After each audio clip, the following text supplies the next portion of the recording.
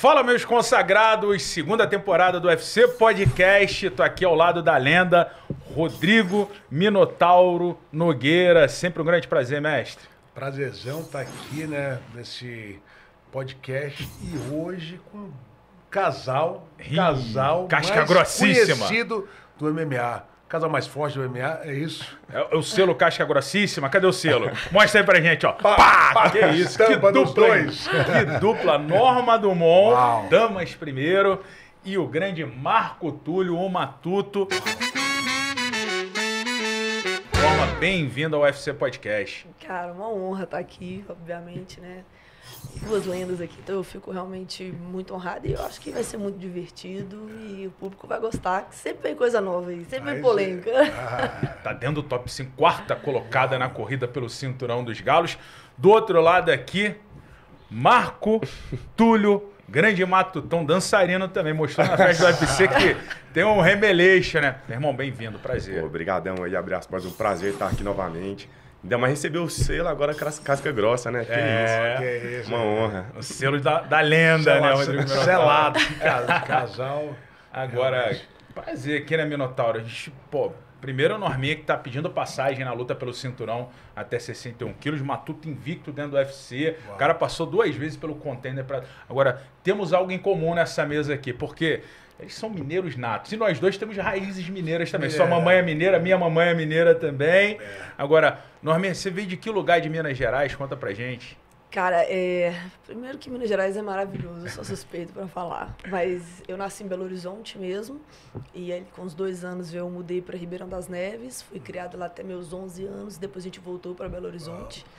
Então, passei minha vida inteira e agora, né? Nesse ano mudei pra São Paulo.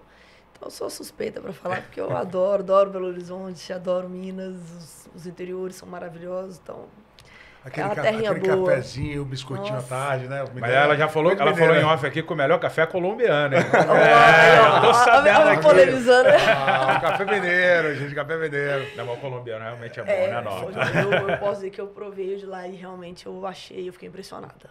Mas o pão de queijo é de Minas, né? É de Minas. É o original, é o original. Não chega nem perto, não. Pão de queijo a gente ainda tá na frente. Agora, Norma nasceu em BH, cresceu em Ribeirão, depois voltou pra BH. E o Matutão, porque quando tem esse apelido de Matuta, que vem lá do interior, o cara chucro, é isso mesmo? Cara, na verdade, nasci em Uberlândia, cresci em Uberlândia. Na verdade, esse apelido do Matuto, igual eu fico brincando com a Norma, eu sou meio goianeira. Minha família, por parte de pai toda, é do Goiás e da minha mãe toda de Minas. Então, não sei se foi o sotaque, que foi pegando de um lado pro outro ali. Meu pai e minha mãe vieram da roça. Então, eu acho que eu carrego um pouquinho dessa raiz de lá e o sotaque ficou. O apelido pegou, cheguei aqui em São Paulo, mandaram o Matuto e assim foi. E apelido, né? Acho que no início da Minota, o cara não gosta muito, não sei o seu, né? Minotauro é uma parada forte. No meu, por exemplo, Mamute foi na zoação. Foi na zoação, não foi uma parada natural. O meu foi na zoação também, Minotauro foi na zoação. O meu professor me zoou, a galera zoando. Aí foi no microfone, no Campeonato Brasileiro de Jiu-Jitsu. Ó, o garoto da Bahia, Minotauro. O cara, Minotauro na área tá. Todo mundo olhou pra aquela área, cara. Eu falei, pô, o apelido é bom, velho. Chamando a atenção, tá? Né? Todo mundo foi olhando. Mas fala em Matuto, fala em apelido, né? Você é um cara rei dos apelidos aí, né? Gordo, né? Tinha um apelido de gordinho. Quantos apelidos você tinha aí? Rapaz, tinha vários. Gordo até hoje. Tem alguns amigos meus que ainda me chamam de gordo ainda. Eu chamo meu pai de gordo, ele me chama de gordo. Cara, mas quando eu era moleque, tinha uns apelidos muito pesadinhos. Torresmo, picolé de bacon, Madimbu, tudo que você pensa. Chupeta de baleia. Ô, chupeta de baleia eu também tive esse apelido. Né? Pô, empadão, eu tive empadão, chupeta de baleia. Pô, tinha até aquela música lá, sou eu, bola de fogo, e o Carlos... Cara, eu era bola de fogo, a galera chegava e começava a cantar, falar, caraca, mano. No padrão de casa, ainda em Uberlândia, tá escrito lá ainda torresmão e um carrinho assim, eu mostrei pra Norma. A vez que a gente foi olhar, eu falei, hoje eu olho e dou risada, né? Mas na época era foda. Pá, mas que legal, porque assim, hoje se tornou um cara super saudável, né, meu irmão? Conseguiu uma virada de... pô. Tira onda com a galera que zoava ele hoje em dia, pô. A loja de roupa do UFC, né, quer contratar ele como modelo, né? Pô, casal, aliás. Eu tô aceitando. Belos modelos. Dupla de modelos, cara. Não, seria fantástico, né? Vamos azeitar isso. Agora, é interessante você levantar essa bola, Minotauro. Foi isso que te impulsionou a começar nas artes marciais, ô Matuto? Cara, eu sempre gostei de esporte em geral, de luta, ficava louco na época do Van Damme. Antigamente eu gostava muito de desenho, Dragon Ball, eu acho que fez parte da minha infância, até hoje ainda faz, eu ainda sou viciado, ainda gosto muito de assistir. Mas, cara, eu acho que o que eu passei na infância me fez chegar quem eu sou hoje. A galera zoava muito, né? Porque era zoação, não existia bullying na época, era zoação, chegava, pegava no... Hoje em dia é bullying, na nossa época era permitido. Era só zoação, era coreto, era o coreto. Chegava, pegava no peitinho, ficava aquela coretação. Ia jogar futebol, tinha sempre raiva tem disso, um time mano. de cara. Aí, ó, Me contando e viu? lembrando de tudo. Cara, você sabe o que falaram uma vez pra mim? Me chamaram pra ser ama de leite dos gatos. Eu fiquei puto. Era foda. A zoação era foda. Chegava em casa puto. Toda vez que eu, sei lá, eu apanhava na rua, brigava na rua, chegava em casa com os pezinhos, ficava fazendo uns pesos. Um dia onde eu vou dar a volta por cima, né? E era flexão e os pezinhos que me metia de 2 quilinhos, cara. Então, eu acho que... Pegou raiva de gato ou não? Não. Cara, não consegui ter raiva nem da galera. Eu falo pra não, eu falei, engraçado, eu vejo a galera e eu sou muito grato pelo que eles fizeram comigo. Não cara, que você foi o que é um aprendizado, aconteceu, né? sim. Te forjou, né? Sim, é porque tem gente que pega raiva e quer se vingar. Hoje em dia tem muita gente se matando por causa disso. É uma parada muito absurda. O bullying às vezes tá pegando uma proporção muito forte. Eu não sei se é a cabeça das pessoas que não estão sabendo lidar com a situação, mas eu acho que a dificuldade ela bate em 2 sentidos. Ou ela te quebra ou ela te alavanca. Então eu peguei a minha para me alavancar. Então eu não consigo ter raiva dos meninos. Eu vou lá, eu gosto todos eles são fãs, meu. Fala, cara, vamos lutar. A gente tem um grupo da galera que, pô, foi uma fase muito foda. Jogava pedra em casa, pô, apanhava na rua por causa de... à toa mesmo. Então, cara, foi uma fase muito pesadinha, mas graças àquilo que me fez quem eu sou hoje. Então eu gosto muito de lembrar de onde eu vim pra saber onde eu quero ir. Qual foi a luta que te chamou a atenção? Primeira vez que você... Primeira vez que você viu o UFC. Cara, Te bateu assim, vou fazer esse negócio aí? cara, Pensou? sim, com certeza. É porque todo mundo, né? Também quando você viu aquele negócio, falou, vou fazer isso aí um dia. Pra mim foi nítido. Eu acho que o divisor de águas desse start, quando eu era moleque, eu era novinho, eu já assistia...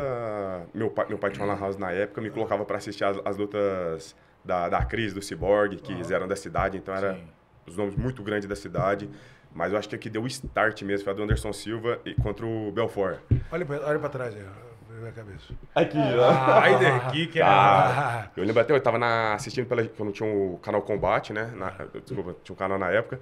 E eu tava assistindo pela janela de um amigo meu, do Rafinha, que era um cara muito gente boa que tinha onde eu morava lá, um vizinho meu, e a garotada lá na porta, que só ele que tinha o canal pra assistir as lutas. E aí a gente olhando, caraca, que doidura. E tava aquela explosão, né? O MMA, eu acho que criou uma dimensão muito gigante. Tinha um nome muito gigante. Não, Muito sempre gigante. E essa Ele luta foi foi um cara de importante muito pra gosto, ele, né? né? Vendeu muito. Acho que ele foi um dos divisores de águas do MMA, né? É, Sim, porque até ele tava porque no- o Belfort sempre foi muito popular, né, meu irmão? Lá, muito. do SBT ali, Casa dos Artistas. Sim. Foi um cara mais... Eu posso falar sobre essa luta. Eu tinha operado meu quadril. E aí um amigo meu falou, pô, Rodrigo, eu tô louco pra ver essa luta. Pô, eu falei, cara, eu tenho 2 tickets lá na frente. Da frente, primeira fila. Mas não tenho como ir, porque eu tô com o quadril operado. Eu tava com andador, um lance de metal, que eu não ia passar, eu ia ter que tirar no raio-x. Falei, cara, eu não consigo ir lá. Não, primeira classe, falei, de jeito nenhum. Ele falou, cara, eu vou fretar um avião pra te levar.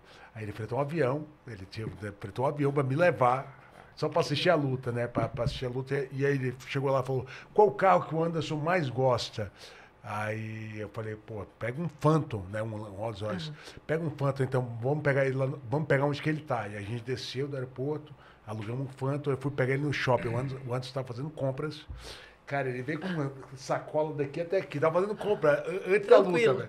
velho. Ele veio com sacola. E aí, Messi, pô, comprei um casaco pra você, pra ver. Entrou no carro, falei, Anderson. Eu dirigindo o Rolls Royce ali, andando em direção ao Manderley, né? E eu falei, Anderson. E eu olhando para o retrovisor assim, Anderson, você vai lutar com o Vitor Belfort, velho. E eles treinavam juntos, né? E o pau comia, assim, era treino. Cada treino, um dia era para um dia era para outro. Eu falei, vai lutar com um cara e a luta vai ser sinistra. E ele falou, mestre, vou nocautear ele no primeiro round. Vou dar 3 voltas, ele vai parar de frente, ele tem um meio tudo aberto. Eu vou dar uma bica na cara dele. Eu só não fazia isso nos treinos para não machucar ele. Aí o cara falou isso, cara. Quando ele falou isso, cara, eu relaxei. Ele riu e falou, o cara não vai passar do primeiro round. vai passar do 4º minuto. 3º minuto, 4 minutos. Aí o cara foi lá e me fez isso. Então o cara tava com... Cara, o Anderson Ele já foi o sabia cara... convencer há Sabe, muito o Anderson, ele com todas as vitórias, os rounds e como ele ia ganhar, ele contou pra gente. Ele era muito sinistro. Muito sinistro, cara. O cara, meu irmão, era sinistro. Fora da curva. E a luta dele, né, levou você. Agora, Talvez tenha levado você. Ela falou que a outra experiência. Qual foi a tua luta? Eu tava no campeonato mineiro de Sandá, já competi no Sandá, e aí a gente chegou depois do campeonato, a gente chegou no hotel, a equipe toda assim, tava passando na televisão, o Anderson versus o Griffin. E aí eu passei, eu parei, a gente sentou e foi a primeira vez que eu sentei realmente pra assistir uma luta de MMA. E aí eu falei, caramba, que tem legal, velho. Assim, eu já tinha visto alguns pedaços e tal, já tinha visto uns pedaços da Cris lutando. Mas aí isso foi a primeira vez que eu parei realmente, que eu me lembro de parar e assistir aquela luta e eu falei... Só que na época eu não sei se estava... Acho que a Ronda estava começando a entrar nesse meio ali. E eu falei, caramba, tem espaço para mulher também. Então pode ser algo diferente ali. Isso foi em 2012, 13... Não lembro, tem um tempo. E aí eu lembro que eu voltei e comecei a estudar a possibilidade de migrar para o MMA. Há muito tempo atrás. A luta dele com o Griffin acho que foi 2012, né? Que ele nocauteia o Griffin depois sai correndo pro vestiário com vergonha, né? De ter sido nocauteado. O Griffin é um cara maneiríssimo. Ele é um cara, né, cuida da gente ali no PR. de todo mundo, super preocupado com todo mundo. Mas é realmente aquela luta ali, de um jab andando pra trás, né? Era muito acima da média. O recurso, Anderson né, era muito cara? acima da média. Tinha um reflexo o Anderson, ele absurdo. dava uma sensação, quando ele lutava, de que ele tinha um superpoder. Porque parecia que ele podia a qualquer momento Verdadeiro desligar. Spider. Aí você fala, Extinta cara, aranha. esse cara pode desligar qualquer um. Mas Qualquer momento. na época também a gente tinha um Aldo, que o Aldo performava, você ficava, toda luta do Aldo, você falava, esse cara deve ter algum poder, não é possível. Era, tipo, assustador o nível que os caras traziam, intensidade pra dentro da luta. O Anderson, ele era calmo e de repente o cara caía, você falava, ele tá jogando sozinho. O Aldo já trazia adrenalina. O Aldo já ia do início ao fim, só que você falava assim, é muita adrenalina, muita pressão, são dois extremos que eu acho que realmente, assim, fazia todo mundo ficar adrenalizado. Porque o Anderson era calmo. Ele tava por baixo, ele tava calmo. Ele tava por cima, ele tava calmo. Ele tava calmo em todas as situações, mas parecia que a hora que ele fazia assim, cansei, vou acabar aqui. Aí ele finalizava a luta. Mas agora é interessante, Minato, porque assim, esse ponto que a Norma tá trazendo, ela já era do Sandá, já tava ali, cara, assim... E o Matuto, esse ponto da luta do Anderson com o Vitor, você já vinha treinando arte marcial ou não? Foi a partir daquele ponto? Foi a partir dali. Foi a partir daquela luta. Cara, que impressionante. Você tinha quantos anos, Matuto? Cara, não lembro, acho que mais ou menos uns 15 anos, eu acho. Eu não lembro quanto tempo tem essa luta. Essa luta foi 2011? 2011. 2011, né? Mais ou menos isso. Então, a partir daí que eu falei, caraca. Eu fui até num evento de luta, viu que seria meu professor lutando, né? Futuramente, fez uma luta, um cara baixinho, absurdo, para ele. Fala, caraca, nocauteando os caras grandes. Ele era muito louco. Ele lutava com um cara de 80 quilos, ele batia 66. É um cara muito absurdo. Uau. Ele era absurdo demais. Então eu falei, caraca, eu quero fazer isso também, né? Quando eu vi o Anderson fazendo aquilo, eu comecei a acompanhar um pouco mais. Falei, mano, esse cara igual o Norman falou, parece um super-herói. Você acha, mano, ninguém dá conta de bater nesse cara. Ele chegou uma época que ele falou assim, mano, não dá pra ganhar desse cara, ele tem poder de verdade. Eu acreditava que era diferenciado. Então ali eu falei, mano, que eu quero também fazer parte disso. Então eu comecei no Muay Thai ali. Cara, então assim, você fazia os treinamentos em casa pra perder peso, e aí você conheceu a luta através do UFC na janela do teu amigo, cara. Que maneiro, brother. E ali foi o teu ponto de virada, tanto pra você perder peso, né, como pra você estar onde você tá hoje, cara. Olha só que maneiro, cara. O mundo é muito louco. Trabalhou, né, você falou do teu pai no Lan House, você trabalhou em outra coisa, né, também, né, foi... Né, tinha um trabalho, foi para a faculdade. Sim. Então, muita gente, assim, eu vejo... É o caso dos dois. Tem gente que pega o esporte por não ter outra opção. Eu só tenho o esporte para ganhar a vida. Eles dois, né, se ela vai falar, era secretária da multinacional, né, da mineradora. Ele também trabalhava em outra coisa. Era jovem aprendiz de banco, né? Do banco. E a luta pegou eles por paixão mesmo, né? Vocês viram aquele negócio e viram, né, desde o começo você viu tipo uma profissão, né? Sim, eu sempre gostei muito, assim, eu jogava muita bola quando eu era criança, quando eu era novinha, participava dos times de futebol tudo da cidade. Então eu sempre fui muito mais dessa vertente dos esportes, participava de todos os campeonatos que tinha na escola. Tinha vôlei, eu tava lá. Tu tem irmã, né? Tem irmãs, Tenho né? duas. Uma é... Tem uma que parece contigo, né? Parece um pouco, eu lembro. É, um cara crachá. Não fala isso não, fisioterapeuta. trabalha com alegria. É fisioterapeuta? Não, a fisioterapeuta é a Lu, minha amiga, que também tá sempre comigo, mas a Nayane, que é atleta de jiu-jitsu, que é campeã Gente, brasileira tua cara, de jiu-jitsu gente. também. Eu vi, Foi campeã fez um esse vídeo, ano. não sei quem é quem. É, mas agora ela vai ficar muito feliz. Ah, pronto, falou que ela parece comigo. Mas é engraçado que ela vai nos campeonatos de jiu-jitsu, e ela é preta de jiu-jitsu e tal. Aí ela chega lá e tem hora que alguém chega perto dela e fala assim: Nossa, podia tirar uma foto comigo? Aquela sua luta com a Irene foi incrível. Aí ela, tiro. Aí ela fala comigo assim: Se te marcarem aí, não for você, ela tira a foto com a galera falando que, tipo assim, a galera chega perguntando, achando que é eu, e ela fala: Tiro sim. Aí ela tira a foto, ela tá nem aí. E é muito comum, porque ela frequenta muito esse meio. Se ela falar que não é, vai desapontar o fã. Sim. É melhor, vai E logo, ela, deixa o cara pensar, entendeu? ela Essa sempre, quando mentalidade. ela vai, geralmente ela vai com as roupas do UFC, né? Que eu sempre ganho, e ela comigo, ela vai também nos eventos, então, nos UFCs, então eu sempre dou ela as roupas. Então, geralmente ela tá com a roupa do UFC, uma jaqueta. Ela não tá nem aí, ela tira foto mesmo. Então, às vezes, galera, as fotos que vocês estão tirando não é comigo, é com a minha irmã. É tipo, mas pode ser a mesma coisa. É tipo o Vavá e o Márcio, do cara metade, lembra? É tipo isso? Que o Márcio batia a foto do pessoal achando que ele era o Vavá e ó. Isso, ela faz Nayane? isso, é Nayane, ela Nayane, faz isso. ó. Tá aproveitando, tá surfando a onda. Ela fala, se chegar uma foto aí, não foi você, fui eu, tá? Eu falo, vou. Agora, é legal assim, porque a gente olhando a trajetória de vocês dois, o Matuto teve ali, apesar de talvez viverem em casas separados, o pai, ele te acompanhava, ele sempre te acompanhou nas lutas.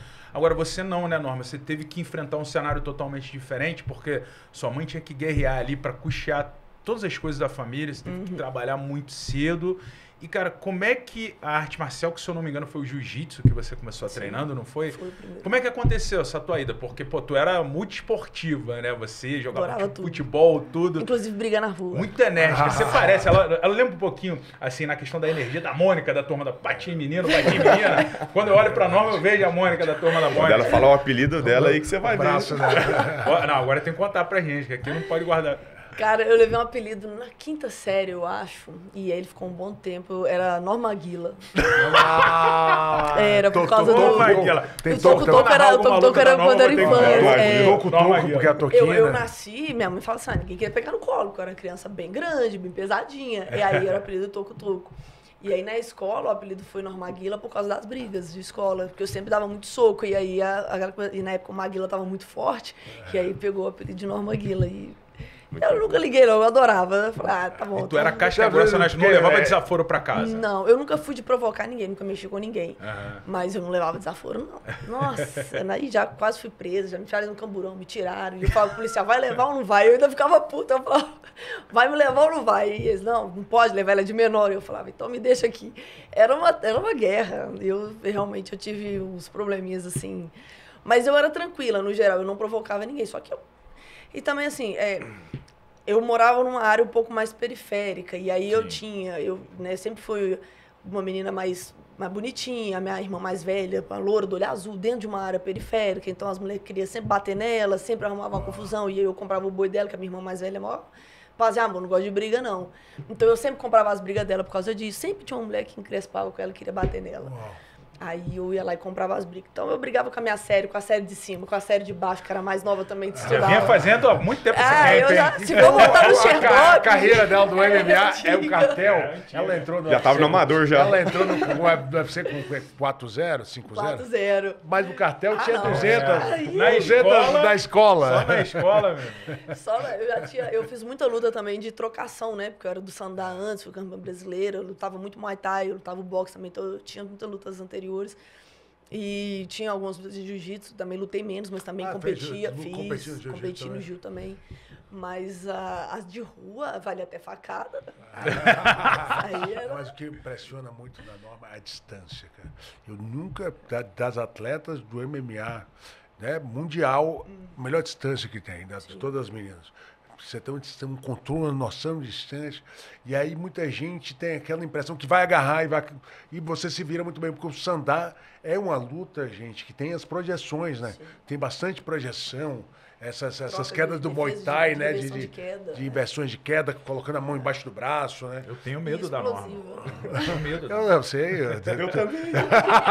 Tu não provoca ela não, tu viu que ela não provocava ninguém. Mas quando era provocada, Nossa, o caos. Já viu braba aí em casa? Quando fica assim. brabo em casa? Fica bravo. Tem 2 pitbull lá que eles baixam a orelha e escondem o rabo. Vai lá, que Aqui eu vou Deus. falar, eita porra. Meu Deus do céu. Mas eu sempre tive muito essa vibe, tipo assim, eu não mexo com ninguém, mas eu sou muito justa. Se mexesse alguma coisa, aí eu também já virava ali. Então, o esporte me ajudou muito nisso, né? Mas assim, tem história também, né? Eu vim de um lar que também teve problema, também teve, né, agressão. A gente teve um padrasto que batia muito na minha mãe, então eu nunca falei isso, né? Até falei isso pra ele, eu nunca contei isso em lugar. Então, assim, eu tive muito... Tem que lidar com a violência desde muito cedo, entendeu? Isso, quando você entrou no sandá, no jiu-jitsu, te deu um autocontrole? Eu entrei no jiu-jitsu com 14 anos, mas que foi primeiro, antes do sandá. Foi. Eu entrei no jiu-jitsu, comecei a praticar. O meu sonho sempre foi fazer a capoeira, na verdade. Mas eu nunca consegui, perto de casa eu não tinha.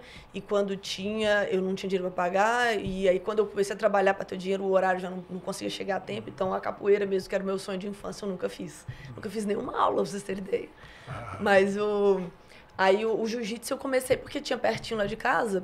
E aí eu conseguia fazer, e até um amigo da minha mãe que pagava pra gente, era R$25, eu lembro até hoje. E aí ele pagava, eu ia lá e fazia, até que ele não tinha mais condição de pagar, falava, tá apertando e tal, e aí não pagou mais. E eu também comecei a trabalhar, porque foi numa época meio complicada também, porque assim, a gente passou, meu pai foi embora muito cedo, né? Ele foi embora, inclusive, um dos motivos foi pelo fato de ter 3 meninas, ele não queria, ele queria um menino. Aí quando descobriu que a mais nova era outra menina, ele não quis. E aí ele foi embora antes dela nascer, e aí a gente correndo atrás ali, aí eu tive ali o padrasto que ficou 11 anos com a gente ali, mas era muito agressivo. Um dos motivos dele ter ido embora foi porque nos conflitos ali a gente começou a se ameaçar de morte, eu e ele, então uma hora ou outra ia dar merda. Ah, você e ele? Eu com 13 anos já comecei. Eu imagino pra você ver ele agredir a sua mãe, de repente vocês não também, era, né? Isso. Meu maior receio, além disso, né, era também começar a migrar para minhas irmãs, para mim. Então, ele você vai começando a criar também já na adolescência uma certa coragem. Eu já tinha muito, né? Já não sobrava na rua, então você vai criando uma certa coragem ali de reagir. Então, foi um dos motivos pelo qual ele foi embora de casa ali, né? Quando eu comecei a atingir os 13 anos, ele já não aceitava mais as coisas. E, então, eu sempre convivi muito com isso. Aí foi quando eu conheci o jiu-jitsu, que estava lá com 14 anos. E aí eu fui praticar o jiu-jitsu. Só que aí, depois que ele foi embora, a gente começou a passar muita necessidade. Minha mãe entrou em depressão profunda. Eu tive que largar eu e minha irmã mais velha para ir trabalhar. Então, foi por esse motivo que eu parei ali nos 14 anos, fiz ali um pouquinho de jiu, depois eu parei e fui trabalhar muito cedo, e aí eu voltei para o sandá com 18 para 19 anos, que aí quando eu já estava trabalhando, já tinha condição de poder pagar, né, os meus treinos. Era para eu estar estudando, eu comecei até, cheguei a fazer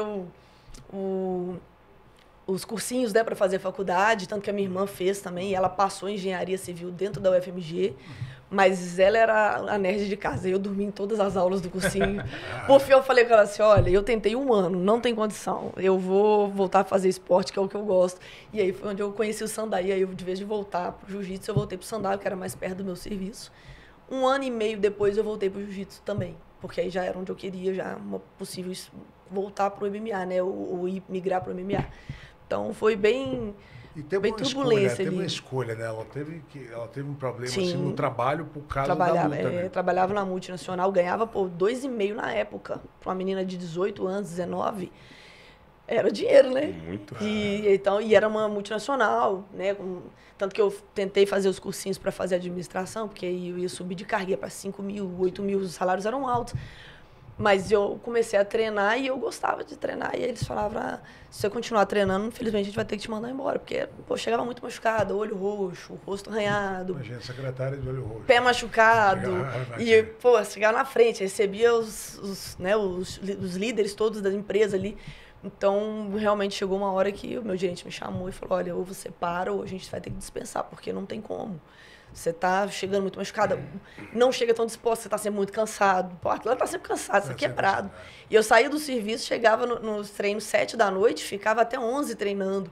Para ir embora de ônibus, chegava em casa, dormia 1 para acordar 6 para ir trabalhar. Então, você cai o rendimento, não tem como. Sim.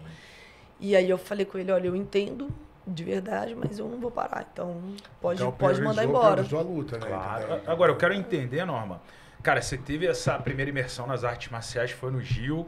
Primeiro eu quero entender o que isso te ajudou na questão de controlar a sua raiva, porque você tinha muita raiva, passar por tudo que você passou, um abandono do pai, você tem um padrasto abusivo, e aí você entra na arte marcial, qual foi o norte que a arte marcial te deu e como é que foi esse intervalo também para você, que obviamente você sentia a falta de treinar, como é que foi para você? Você sentiu que houve uma diferença daquela Norma que era antes de ter entrado no jiu-jitsu para a Norma depois?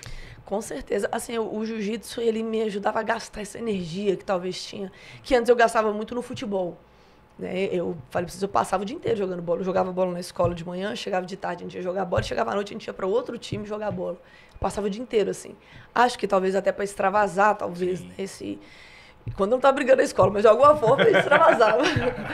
E aí, quando eu entrei no jiu-jitsu, me ajudou muito a controlar ali, mas foi pouco tempo. Eu fiquei ali 6, 8 meses treinando e eu já tive que largar para voltar para trabalhar. E aí, o que eu fazia? Eu chegava muito tarde em casa por causa do ônibus, eu estudava de manhã, trabalhava de tarde, meio horário, chegava já um pouco tarde, eu já não tinha mais aula 8 horas da noite. Não é igual hoje, eu se encontro academia que dá aula até 10 da noite. Na época, 7 horas era o último horário. E aí, o que eu fazia? Eu ia correr. Ou malhava e corria. Corria na rua, malhava. Então, eu sempre tive uma estrutura muito, muito forte, um dos motivos é esse. Eu nunca parei de treinar desde adolescente, sempre ia para academia de musculação que tinha lá e fazia meus treinos. E ia ali extravasando, só que era um tédio. Eu fazia meu trabalho, por exemplo, e eu ficava, tipo, cara, sentada lá na cadeira o dia inteiro, pensando, que saco, velho, que não quero estar aqui, eu tô perdendo meu tempo, eu tô gastando meu tempo.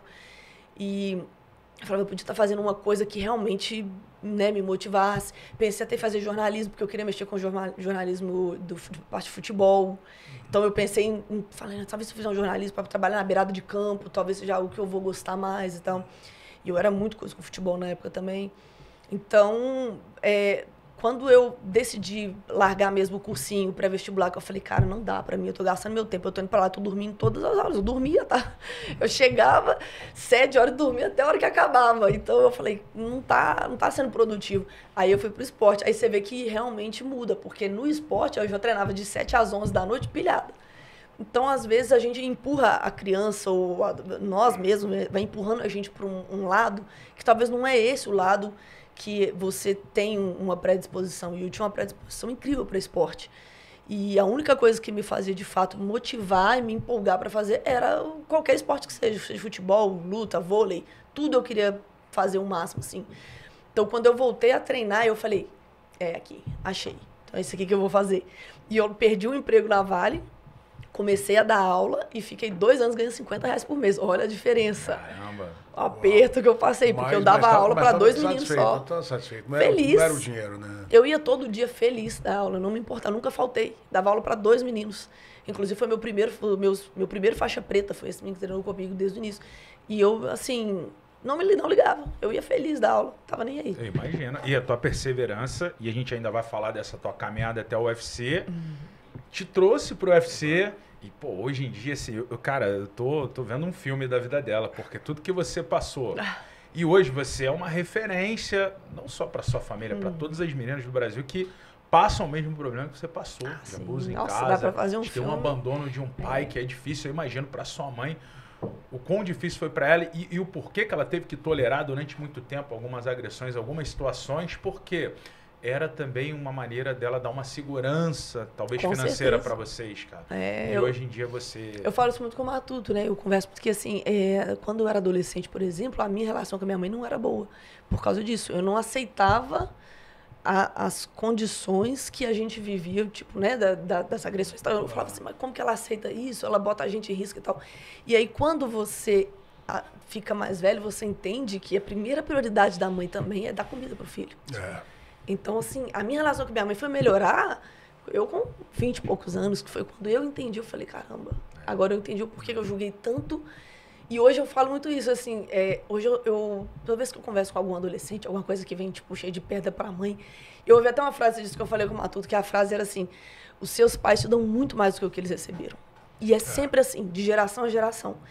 E é uma coisa que, assim, a minha relação com a minha mãe melhorou quando eu entendi a vida adulta. Porque enquanto você não entende a vida adulta, quando você é adolescente, criança, é preto no branco. Você acha que as coisas funcionam assim. E quando você vira adulto, você entende a vida, você fala, não. Tem hora que você vai se sujeitar ao que você não quer, tem hora que você vai passar pelo que você não gostaria. E tem que continuar de cabeça erguida, principalmente se você tem filho. Eu não tenho filho hoje, mas eu imagino que com o filho deve ser todas as escolhas muito mais complicadas. Com certeza. Mas eu acho que tudo isso aí foi importante para você e, assim, são etapas, né? Na época você não tinha essa vivência que você tem hoje, ou teve há 10 anos atrás para entender tudo isso que a tua mãe teve que viver para poder alimentar vocês, cara. E, assim, hoje você traz essa experiência para passar para outras jovens também. E é a primeira vez que eu falo sobre isso. Eu nunca gostei, né? E o Matuto, desde quando a gente tá junto, ele sempre falava comigo assim, você tem que contar a sua história. Eu falei, cara, eu nunca quis contar, porque eu nunca quis expor, principalmente minha mãe e tal. Mas ele fala isso comigo, ele fala, chega uma hora que você vai ter que contar. E realmente é uma coisa assim, que acho que quando você fala, você entende que, primeiro que, infelizmente, é algo normal no cenário brasileiro. É um cenário que, se você pegar para conversar, você vai pegar uma boa porcentagem da galera da nossa cidade que passou por algo parecido. E que às vezes a galera não fala e acha que a vida das outras pessoas é tipo, chegou lá, mas também porque teve uma vida facilitada, né? Teve uma coisa de boa. E você fala, não tivemos. Assim como boa parte dos brasileiros, foi tão difícil quanto. Deu sorte, né? Muita gente gosta de falar, foi do nada. É o famoso deu sorte. Ou então, da onde que vem toda essa perseverança? Porque a luta, ela traz isso. Traz isso. E a gente fala, cara, às vezes essa perseverança que a galera vê dentro do tatame vem lá de trás. Cara, e você é muito forte, sim. Só de ouvir você relatar tudo isso, e eu percebo a força que a Norma tá ali por dentro para não chorar. Porque eu sei que tem gatilho. Tá chorando. Mas, e assim... Não vou ver. Mas assim, eu fico imaginando, que eu acredito muito em você como uma futura campeã do UFC. Quando o Dana colocar aquele cinturão na sua cintura. Assim, todo esse filme passando na sua cabeça, cara, assim, é impressionante. E quando ele fizer isso, eu até falo pra minha mãe pra ela já tirar o visto dela, porque quando ela fizer isso, eu quero que ela esteja lá comigo. Vai estar. Tá vendo? Por isso que eu queria falar. Cara, mas assim, que depoimento fantástico seu.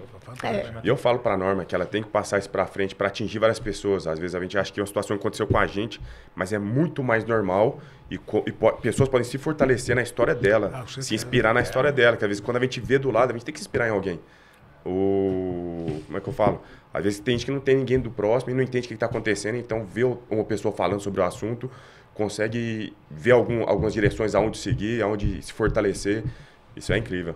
Eu acho que Deus dá situações pra gente, até te forjou na situação, te fortaleceu, mas hoje em dia você é uma comunicadora. Sim. Você além de uma grande atleta, tá ali fazendo história, mas você é uma pessoa que tem o poder da palavra. Muitas garotas se inspiram, né? Eu acho que é uma oportunidade que Deus está te dando, através do seu talento, de você contar a tua história. Sim, e é uma coisa que é um objetivo meu, assim. Eu tenho um objetivo de profissão que é, primeiro, lógico, pegar o cinturão do UFC, e o segundo é isso, né? Que é me tornar a atleta atleta feminina com maior comunicação do Brasil, que traz isso, não só do Brasil, de fora, mas principalmente aqui dentro, que traz mais essas meninas para o esporte, que mostra que dá para fazer, que dá pra gente sentar numa mesa e comentar a luta, dá pra gente sentar numa mesa e fazer uma entrevista, sem medo de julgamento, que eu bato muito nessa tecla. Eu entendo que hoje as atletas femininas brasileiras têm muito medo de hate de internet, têm muito medo de, às vezes, participar de algumas coisas e ter aqueles ataques, ou então de dar sua opinião e sofrer muito julgamento. E é difícil, é complicado, porque assim, os homens também recebem, mas a gente recebe julgamento do nosso corpo, da nossa fala, do nosso estilo de luta, dos nossos resultados. Não importa. Então, a gente tem um alvo, a gente é assédio, então a gente toma muita pedrada e às vezes as meninas ficam com medo de falar, com medo de participar das coisas. E o MMA feminino acaba ficando prejudicado por a galera não ter essa coragem, não ter essa disposição de botar a cara e falar. E isso é uma das coisas que eu queria quebrar mais. Eu queria... Todas as atletas que eu conheço, E eu converso, eu falo assim, participa dos negócios, vai. Aí às vezes fala, não, mas você dá uma entrevista, a galera tira tudo de contexto e tal. Eu falei, cara, a população brasileira tem uma certa dificuldade de entender algumas coisas, mas a gente não pode deixar de falar por causa disso, entendeu? A gente tem que falar, tem que botar a cara, tem que levantar o nosso esporte, porque senão fica difícil, vai ficar tudo apagado. Olha como o MMA hoje tem canais de MMA, pô, inclusive os meninos lá do Connect, do Laeste, tá tudo disputando lá com um dos maiores canais de comunicação.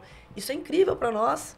É importante ter essas páginas acompanhando. A gente tem hoje um aplicativo do UFC Fight Pass só para luta, falando da vida dos atletas, falando tudo. Então, assim, antigamente não tinha. Imagina isso na época do Minotauro, na época do Anderson, na época do Aldo. Vocês não tinham nada disso. Não tinha. Entendeu? Vocês tinham que brigar assim, por um momentinho na televisão. Hoje em dia, não. Hoje em dia a gente tem essa comunicação. Então tem que aproveitar para crescer, deixar a coisa maior. A gente colocou o primeiro portal foi o Terra. O primeiro portal foi feito lá na minha academia. A gente tinha 6 assessores de imprensa. E de lá foi ele, o assessor de imprensa que trabalhava lá, é o cara do UOL. Aí a gente, né, mas foi montado ali e a gente não saiu uma linha. Em jornal nenhum, programa de TV nenhum. Nada. Assim, foi tudo. A gente teve que levar o Jornal do Brasil, o editor, pro Japão, pagar passagem pro cara. Deu 3 linhas. E olha pra você ver. Mas aí você consegue entender, olha o tamanho que vocês eram. Mesmo não tendo canais de comunicação como tem hoje. Hoje em dia, né? Hoje em dia é outra coisa. Mas vocês ainda conseguiram estourar essa bolha. Isso é impressionante. É porque a gente foi de fora do Brasil para dentro.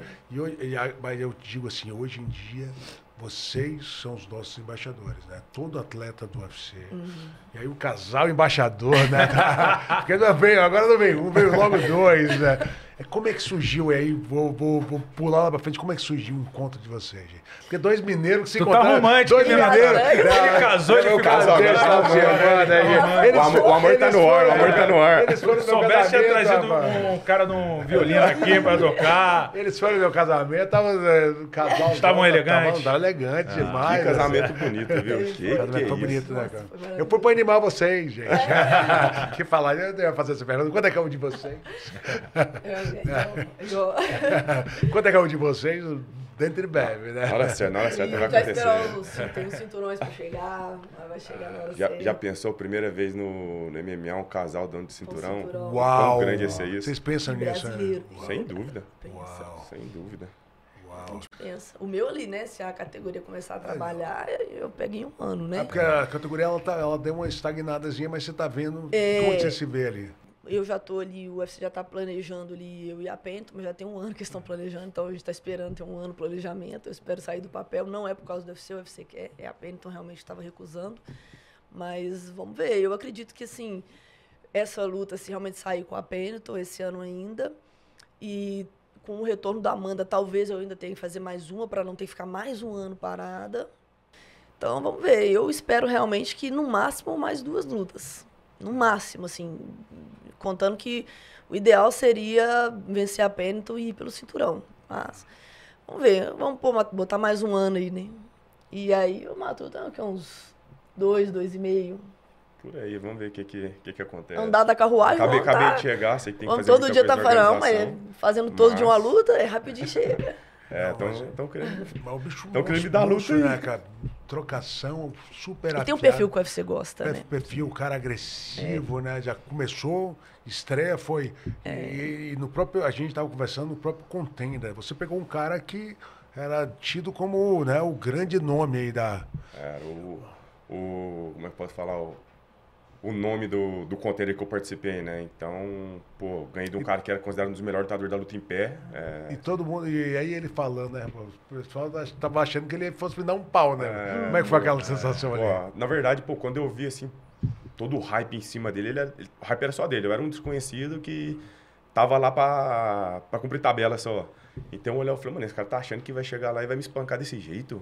Falei, coitado, eu vou chocar o mundo. Eu vou falar só isso. Falei, eu vou chocar o mundo. Belgariu. Yusri Belgariu. Belgariu, que é o holandês, que tinha ganado o Poatan, inclusive. Fez uma luta dura com a Desanha também, né? Ele lutou 2 vezes com a Desanha, 3 com o Poatan. Ele venceu a primeira e depois perdeu as outras 2. Mas assim, pra ele entrar no mundo da luta, o Minotauro não foi fácil não, sabe? Porque se de um lado a gente teve a norma que que, pô, teve uma pessoa que custeou esse teu início. Do lado do Matuto, era o pai e a mãe, mas eram separados já, né, Matuto? Sim. Só que o teu pai, ele era um cara que gostava de luta. A tua mãe não queria te ver treinar luta, não. Principalmente lutar, né? Até hoje, eu morro de medo, tadinha. A Norma sabe como é que é, coitada. Minha mãe, ela tem um problema de coração, então Sim. não pode passar por fortes emoções. Eu fui escolher logo uma profissão bem tranquila, né? Então, cara, sempre com medo. Quando eu falei que ia começar a treinar, ela sempre me apoiou a fazer esporte, me levava pro futebol. Eu era um moleque do esporte. Eu falo que eu sou mediano em quase todos os esportes que existe. Que eu jogava muito, jogava bola, vôlei, handebol, cara, tudo eu era viciado. Ficava o dia inteiro na quadra. Então, quando eu falei que ia partir pra luta, minha mãe falou assim, não, como assim?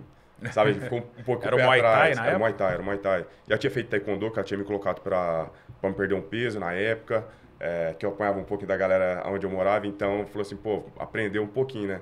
Pra emagrecer a se defender, talvez parar a Mas zoação. era só um pouquinho. Ela não queria muito, assim. Queria muito, não.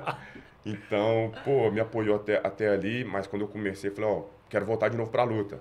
Ela ficou um pouquinho receosa e tal. Na época eu não tava com condições de pagar, então, pô, comecei a trabalhar, procurei um emprego de jovem aprendiz para poder pagar meu Muay Thai, que era até num banco da minha cidade. Eu lembro que era, pô, ganhava R$269, eu nunca vi dinheiro render tanto igual naquela época. R$269 durava um mês inteiro, eu falei, caraca. Então, pô, ali foi surgindo um amor, vou falar um amor que foi crescendo. Lembro que, pô, meu pai, quando eu falei que ia lutar, depois de um tempo, acho que foi um ano que eu treinava com o meu professor, aí acabou que não conseguia bater os horários, fui para outro lugar. Aliás, desculpa, depois de 2 anos, que um ano eu tinha machucado, abri o plex, montando um touro mecânico, tinha abrido o plex, fiquei um ano parado. Então, quando eu voltei a treinar, falei, meu pai que ia lutar, aí ele, sério, gordo, sério, me tiraram de uma luta antes, porque era muito ruimzinho, eu fiquei sabendo disso depois de um Eu tempo. acho que foi teu pai que mexeu os bastidores pra essa luta cair, não foi uma história assim? Foi. Conta pra gente Eu aí. fiquei sabendo disso depois de uns 5 anos, mais ou menos. Que era a tua estreia mesmo. No... Era minha estreia depois de um ano, mais ou menos um ano e pouquinho treinando. Ia ter um evento, né? Um evento bem amadorzinho mesmo e tal, capacete, cotoveleira, bem amadorzão mesmo. Aí acabou que eu falei que ia lutar pro meu pai. Aí meu professor tinha confirmado a luta, só que meu pai foi lá ver eu treinando. Na hora que ele viu assim, ele falou, Paraíba, vem cá. Aí chamou ele de canto, falou, Paraíba, ele falou que vai lutar, assim e tal. Falou, pois é, o menino quer lutar e tal, deixa ele lutar, né? Aí meu pai olhou assim, Paraíba, ele não tá pronto não, ele vai apanhar demais, viu? Cara, eu tinha vontade, mas não tinha, como eu posso falar? Não tinha técnica nenhuma.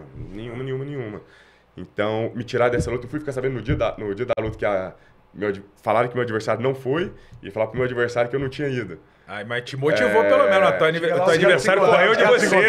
Não, mas eu não sabia o que era. Naquela época não tinha tanta mídia social, não tinha. Você nem conhecia, não tinha nada. Ia lutar, né? Você chegava lá, se topava na hora, pesava e fazia acontecer, essa é a verdade. Então, pô, graças a isso, pô, podia ter tomado uma pisa e me frustrado e nunca ter entrado mais na luta.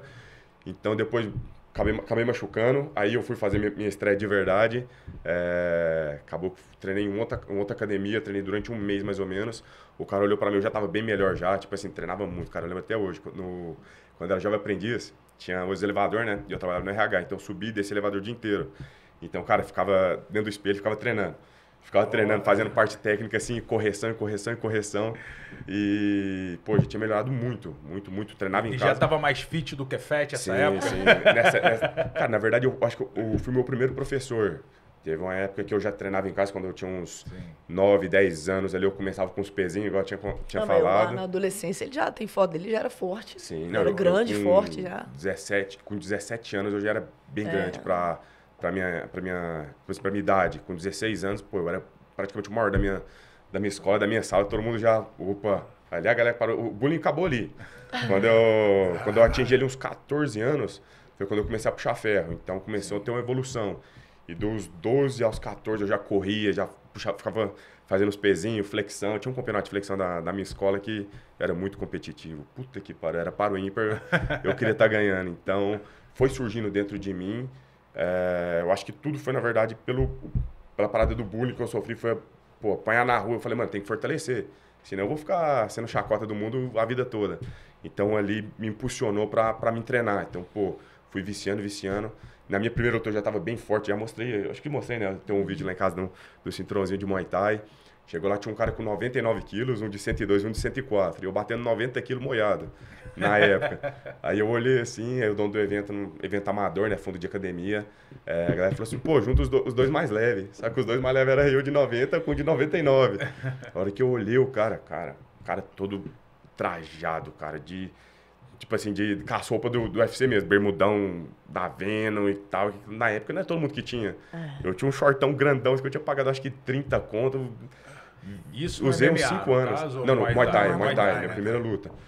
Então, pô, foi até em outra cidade. Meu pai toda hora me perguntando, você quer isso mesmo? Você quer isso mesmo? Aí eu olhando assim, cagado. Eu falei, nós já tá aqui, né? Vambora. E passavam uns 10 minutinhos, ele perguntava de novo. Eu falei, caralho, mano, vou me quebrar com o cara lá dentro. Era um ringuezinho pequenininho mesmo. Pô, luvinha pequena, valia cotovelo, joelhava, regra profissional de Muay Thai. Só que era amador, só não pagava a gente pagava pra lutar. Pô, chegamos lá 25 quilos, foi até um cara do sandá, não, do boxe chinês. Eu ainda falei pra não é sandá mesmo, né? Então, cara, o cara vinha pô, andando pra frente, trocando um soco, andando pra trás, batendo. Foi uma briga de rua, não tinha muita técnica, mas, cara, foi muito louco. E ali eu falei, caraca, gostei disso. Na hora que acabou a luta, aquela sensação de trabalho, né, bem feito, cara, de falar assim, pô, valeu a pena, o trabalho valeu a pena. Então ali, cara, só fui focando mais. Aí depois eu fiz mais umas 6 lutas de Muay Thai. Aí, pô, comecei a fazer faculdade e eu tava naquele mundo. Na época eu trabalhava de telemarketing e falei, cara, o que eu vou fazer agora? Eu trabalho no banco, minha supervisora na época falou, você precisa estar na faculdade para você voltar. Tinha acabado meu estágio, que era 2 ou 3 anos, se eu não me engano. Eu comecei a trabalhar no telemarketing para conseguir pagar as contas e tal. E comecei a fazer faculdade. E ali eu tive que tomar um rumo, né? Eu falei, mano, o que eu quero? Eu não gosto de ficar no banco, já trabalho e tenho experiência. Minha mãe foi bancária durante 30 anos. Então, cara, o que eu faço? Foi onde eu abri a mão de tudo e comecei a dar aula e começar a luta. Só que é foda, né? No Brasil é um pouco difícil pra abandonar tudo. Viver da luta, não, fica de mendigo por um bom tempo. Tinha que andar de 8 km pra mim. 8 km não, dava uns 7 km mais ou menos de bicicleta. Às vezes eu ia de bicicleta, às vezes ia com o carro da minha mãe. Foda que ganhava muito pouca grana, né? Na época, não tinha muitos alunos, minha primeira academia. Às vezes eu colocava gasolina no carro, aí eu não tinha nada pro resto do mês. Eu falei, pô, vou ter que ir de bicicleta, porque eu falei assim, eu faço mais um treino. Sim. Cara, foi muito bom. Mas ali deu um start pro MMA. Comecei a fazer o jiu-jitsu e fui fazendo mesclando, né? Muay Thai, jiu-jitsu e lutei alguns campeonatos de jiu-jitsu também lá em Uberlândia. Ganhei todos os campeonatos que eu lutei, acho que eu ganhei uns 4 ou 5 campeonatos de faixa branca, foi até engraçado. Cara, relembrar é muito bom, né? O Gil sempre teve presente na vida de vocês, né? Vocês, apesar de andar, né? Sempre teve esse clique do jiu-jitsu, isso é legal, né? Sim. Porque muita gente veio de uma arte marcial, mas nunca, é uma ou outra, né? Pelo menos na nossa época. Né? Cara, e é engraçado que o jiu-jitsu, eu acho pouco até usado no Brasil. Até no Uber, né? A gente estava vindo e aí a gente conversando sobre algumas coisas do UFC ali. E aí o menino que estava no Uber falou assim, você sai na mão? Aí eu falei, sim. Aí ele olhou para trás, você é atleta do UFC? A gente falou, sim. Aí ele, caramba e tal, eu treino jiu-jitsu, sou host de jiu-jitsu, de uma academia até grande aqui de São Paulo, qual que é o nome? Frates. Ele, pô, que legal, não sei o que tal. E a gente começou a conversar e a gente falando sobre essas coisas que tem hoje nas escolas de Abu Dhabi, né? Que eles estão levando o jiu-jitsu para lá, para as escolas. E eu falei, cara, o jiu-jitsu, eu acho que ele para quase todo mundo, ou é o taekwondo ou é o jiu-jitsu que entra de primeira na vida das crianças. E, caramba, lá fora os caras já estão usando como matéria de escola. Por que no Brasil não? Que a origem é nossa, por que não? A gente está em toda a rede de Ribeirão das Neves. É mesmo? Poxa, que bacana. Com jiu-jitsu, a gente está entrando agora. Aí, ó, se tivesse na minha época. O esporte. Não, tava lá, não tinha nada. A gente está entrando toda a rede da rede BH. Cara, isso é muito bacana. A gente vai voltar muito jiu-jitsu na rede BH. A minha irmã tem um projeto lá do Caio Gregório, né? Meu cunhado, o Caio Gregório, e a minha irmã, os dois são faixa preta, campeão brasileiro. E eles têm muitos projetos sociais, né? Minha irmã mesmo dá aula para umas 30 crianças de projeto. Então, assim, eu acho que a gente sabe como que isso, a gente sabe como que isso muda a vida, cara. A galera deveria, eu acho que seria ter uma matéria disso, de alguma luta, não é para aprender a brigar nem nada disso, mas é porque é uma disciplina diferente. E outra coisa, muitas das vezes, uma criança, um adolescente, ele não vai respeitar, vamos dizer assim, o pai e a mãe como ídolos. Não vai. Ainda mais quando chega na adolescência ali, o bicho é rebelde. Criança, adolescente é rebelde. Mas o mestre, ele respeita. Mas o mestre, ele respeita e admira. O que eu sei porque quando eu dava aula, eu cheguei a dar aula para crianças e para adolescentes, e os adolescentes, eles chegavam para mim contando vantagem, tipo, não, professora, pulei a roleta do ônibus ontem. E eu falei, você tem necessidade? Você acha isso bonito? Você senta e conversa e dá um sermão no menino, o menino fica, pô, isso não é legal? Fala, não, não é. É um adulto que falaria a mesma coisa que os pais dele, mas é um adulto que eles veem com uma certa idolatria que não vê os pais. Então, eu acho que seria, assim, muito importante. Eu eduquei vários adolescentes, assim, na conversa que treinavam comigo e se tornaram adolescentes muito melhores, que os pais falavam assim, gente, meu filho era difícil, depois que ele começou a treinar com você, ele mudou. Eu falei, mudou porque eu vou sentar e vou conversar com ele e vou falar para ele assim, ó, isso aqui não é legal, pode parecer divertido, mas isso não vai te tornar uma pessoa bacana, não vai te tornar um adulto melhor. E eles escutam dos professores. A disciplina, né? Disciplina muda tudo. Você tinha que ser fundamental. E brava, né? Nossa, brava. A disciplina é demais, né? Cara, muito. Isso tinha que ser colocado mais, introduzido mais dentro da escola. Isso muda, forma caráteres, na verdade. Pô, que a pessoa... Hoje em dia é muito complicado, né? A pessoa vê muita coisa até em redes sociais, se espelham em pessoas... Pô, legais e também alguns que não são tão legais, né? Isso é muito importante, inclusive, para quando um pai for procurar colocar o filho em algum lugar, colocar de um lugar de referência. Porque o professor, ele vira ídolo do aluno, sendo bom... Exatamente. Então, você tem que saber quem coloca. Brasileiros dando aula em Abu Dhabi. É obrigatório, 950 brasileiros. Eu conheço alguns que A primeira leva foi lá da Brasília Top Team. A gente mandou muito gaúcho, cara. A primeira leva, que o Zé Mário, né? Quando ganhou lá o campeonato, a gente fez a primeira seleção ali, Marcel Ferreira, e foi aquela turma toda ali. E é obrigado, e eu acho um negócio muito legal, assim, as crianças. É obrigado, se fosse, né? Não seria usado num país de primeiro mundo. Exatamente. Tem que usar mais, né? E aí você fala, poxa, é uma coisa que está sendo exportada daqui, né? Porque eu sei porque lá na academia do Caio mesmo tem uns 4 alunos, 5 alunos dele em Abu Dhabi lá dando aula para os meninos. Ganha $4.500 os meninos. Carro, tudo. Uma passagem de vinda do Brasil por ano. E muda até a vida dos meninos, né? Porque, por exemplo, o Caio, ele manda os atletas dele, primeiro os de confiança, os que têm uma boa postura, porque você sabe que tem que, você tem que mandar alguém, o cara vai te representar, tem que ser alguém que realmente você confie e que muda a vida dos caras. Às vezes é um cara que tá ali, um faixa preta bom, quantos faixa preta a gente vê na academia, bom pra caramba, excelente professor, que às vezes não vai pro meio da luta, não vai ser um grande lutador, mas é um cara que tem muito para passar. Sim. E às vezes fica desperdiçado no Brasil, porque você não tem pra onde dar aula para você ganhar bem. São poucas as academias que você vai dar aula que você vai ganhar um valor considerável. Aí você exporta o cara para Dubai, exporta o cara para os Estados Unidos, exporta o cara às vezes para outros países que buscam o jiu-jitsu. E aí o cara ganha uma vida digna lá fora também, porque o Brasil não aproveita. Essa é a realidade, deveria aproveitar. Acho que em BH até começou um projeto, que os meninos do CAI também estavam dando aula em algumas escolas, mas ainda é muito pouco. Muito pouco. Tem que usar. Agora você não me foge da pergunta, quando é que se conheceram, gente?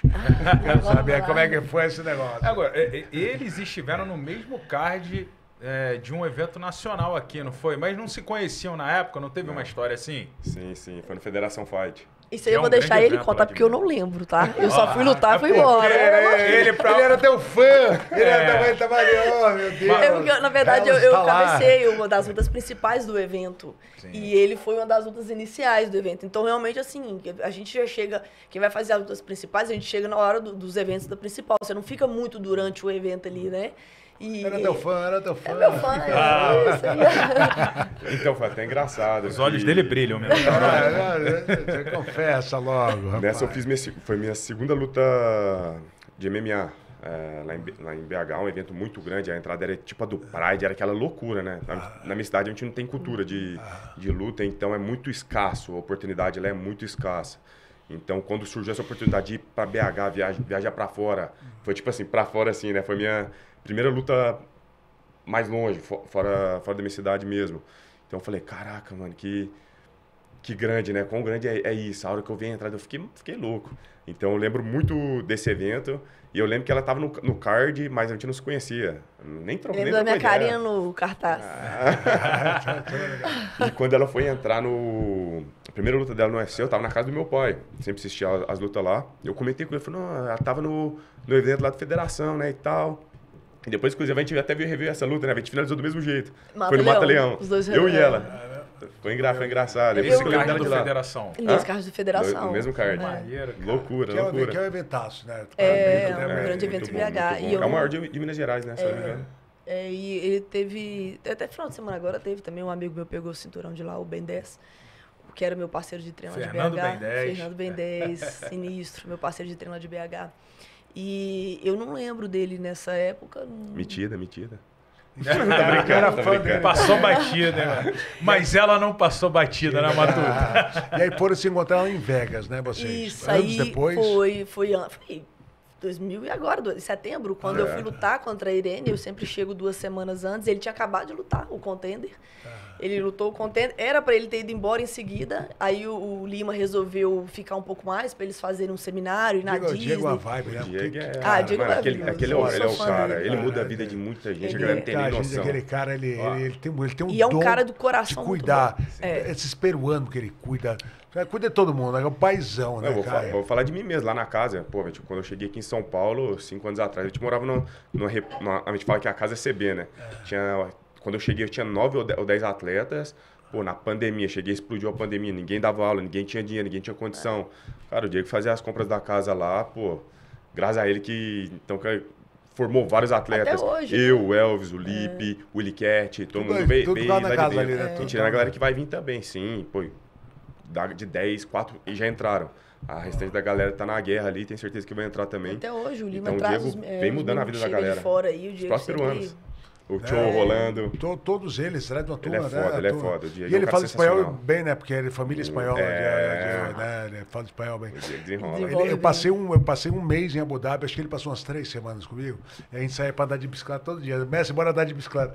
Aí teve um dia, rapaz, eu com uma amiga minha, que é ciclista, aí eu atendi o telefone, pô, olha aqui a gente andando de bike, aí o Diego, cara, bati num quebra-mola. Tomei uma queda, cara. Aí, pô, me embolei. Cara, o Diego foi lá e me sangrou meu braço todo. Aí o Diego sempre fala, cuidado com quebra-mola. Diego é uma vibe, né? E sempre entretendo os meninos, né? Sempre tem coisa, né, trazendo vocês. Até pra vida social, não é só treino, né? A ideia do Diego não é construir só atletas, que eu acho que pra você ser um grande atleta, você tem que ser uma grande pessoa também, você tem que ser um cara diferente, que querendo não, a gente serve de inspiração para muitas pessoas. Então, não adianta você ser um grande atleta e como pessoa ser, sei lá, uma pessoa má, uma pessoa ruim, que seus exemplos refletem em outras pessoas que você nem conhece, diretamente e indiretamente. Então, o Diego tem muita essa visão. Pô, a gente tem aula de educação financeira, a gente tem aula de inglês lá no Galpão. Isso é... pelo Tominhas, né? Um gentleman. Um molecão, né? Aí aquela turma toda dele ali, né? Os meninos educados, né? Porque a gente tinha, na minha época, a gente tinha, o pessoal do shootbox era bad boy. Era tudo pitbull, brigão. E o Diego, ele trouxe uma shootbox diferente. Ele trouxe os meninos educados. Ele trouxe, né, uns moleques legais ali na entrevista, já os good boy, os garotinhos todos bonzinhos, né? E bom de porrada. Tudo porradeiro, né? Na hora do treino ali, o pau come, né? Como não tem jeito. E o Diego é um cara que, assim, muitos empresários às vezes querem só seu dinheiro ir embora, né? Então, você luta, paga ele pega o seu dinheiro e vai embora. O Diego não. Ele tem ali os caras da Miura, que vai lá e ensina os meninos a trabalhar com o próprio dinheiro, ensina os meninos a investir. Conversa, por exemplo, os meninos lá, entrou agora e quer comprar um carro. Aí o Diego vai, não, conversa com os caras lá da contabilidade, que eles vão falar qual que é a melhor opção, o que você pode fazer agora para não meter o louco também, comprar um carro com... Pô, ganhei, sei lá, pegou um bônus, eu vou meter um carrão. Cara, não é assim que funciona, entendeu? A carreira de atleta, pô, altos e baixos, é delicado. Então, assim, ensinou a galera muito a isso. Tem professor de inglês, tem parceria para médico, para todo mundo. Ele procura fazer coisas... Tem muito patrocínio ali na academia, né, cara? Isso. E sempre abordando, ajudando, tentando ajudar a todos, assim, da maneira mais igual possível. Então, realmente é um cara, assim, que eu vejo... E ele fala isso muito com os meninos, assim... Se ele quisesse só o dinheiro, ele não precisava gastar com isso, entendeu? Ele não precisava ter trabalho com isso. E você vê que ele tem um trabalho de realmente mudar a vida dos meninos, para que depois da luta a galera não saia quebrado, sabe? Não tenha gastado todo o seu dinheiro, todos os seus investimentos. Aprenda a lidar com isso. Sim, assim, é legal você falar isso, Norma, porque, pô, me nota que é jovem há mais tempo. Vamos falar. Por que, Menotti? Isso é importante para a longevidade do atleta, porque às vezes a gente vê o atleta, ele ganha uma grana, mas torna muito rápido e aquilo afeta a cabeça dele e afeta a continuidade dele na alta performance, no MMA profissional. Então você faz isso. Exatamente. E fazer esse trabalho é importantíssimo. 95% dos atletas, cantores, eles quebram. 95% sobrevive porque consegue ter um pós-carreira, né? Alguém se identifica outra coisa para fazer, né? Então é muito importante essa educação financeira e uma educação até para você criar um pós. Antes de você terminar a sua carreira, você tem que pensar o que eu vou fazer quando eu parar. Exatamente. Porque normalmente você vai parar em 40 anos, você vai estar 41, 42, você já está pensando o que eu vou fazer de 42 até 72. Você não vai passar 30 anos gastando dinheiro. Exatamente. Né? Ainda mais atleta que tem uma carreira, entre aspas, curta, né? 15 anos, rápida, né? 15 então, anos, 15, 20 se você não fizer anos. um pé de meia ali, Se você pegar uma época boa, né? educação financeira. Se você 15 anos, se você entrar novo e ficar bem normal, porque é difícil. Tem 15 anos, só que eu tô nessa guerra.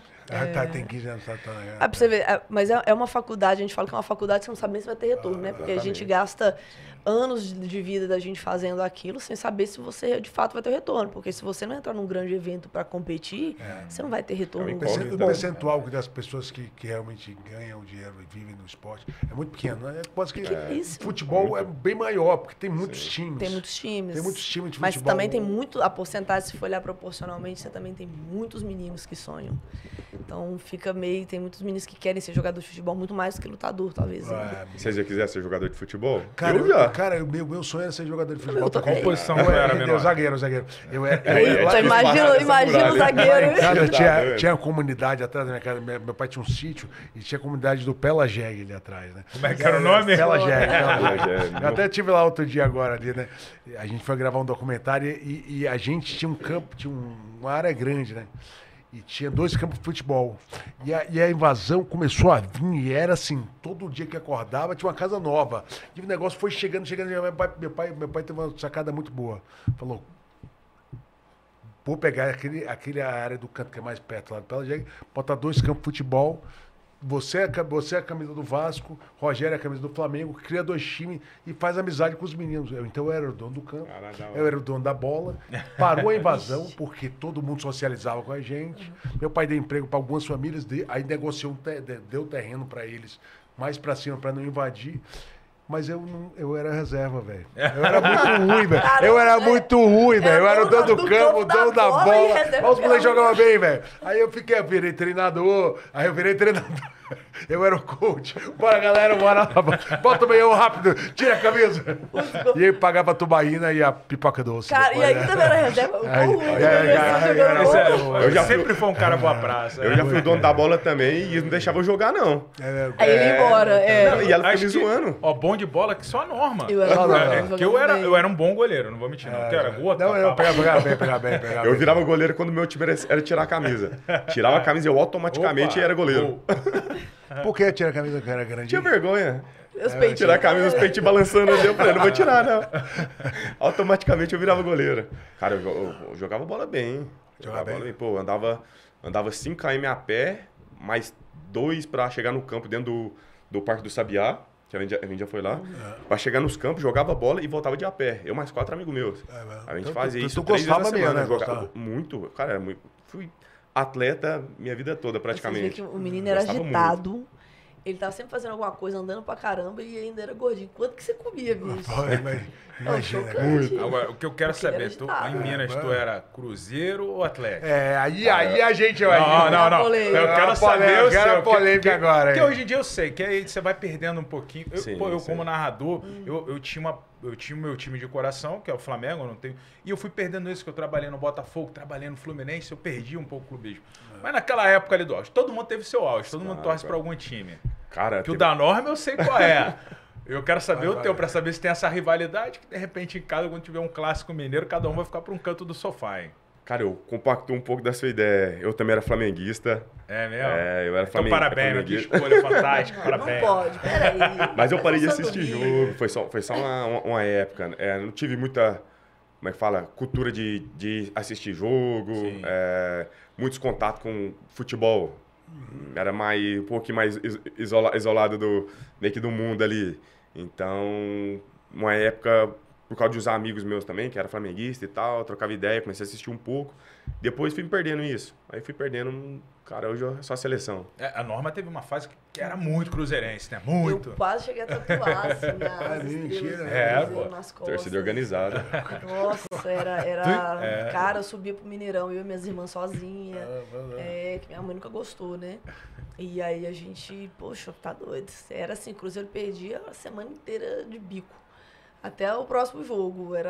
Nossa, era muito. Só que aí, você vai... Depois que você vira atleta, eu acho que eu desgostei um pouco, assim, de futebol. Até porque você vê hoje os atletas de futebol, por qualquer motivo, os caras saem de jogo, os caras não querem se ver o lutador todo quebrado.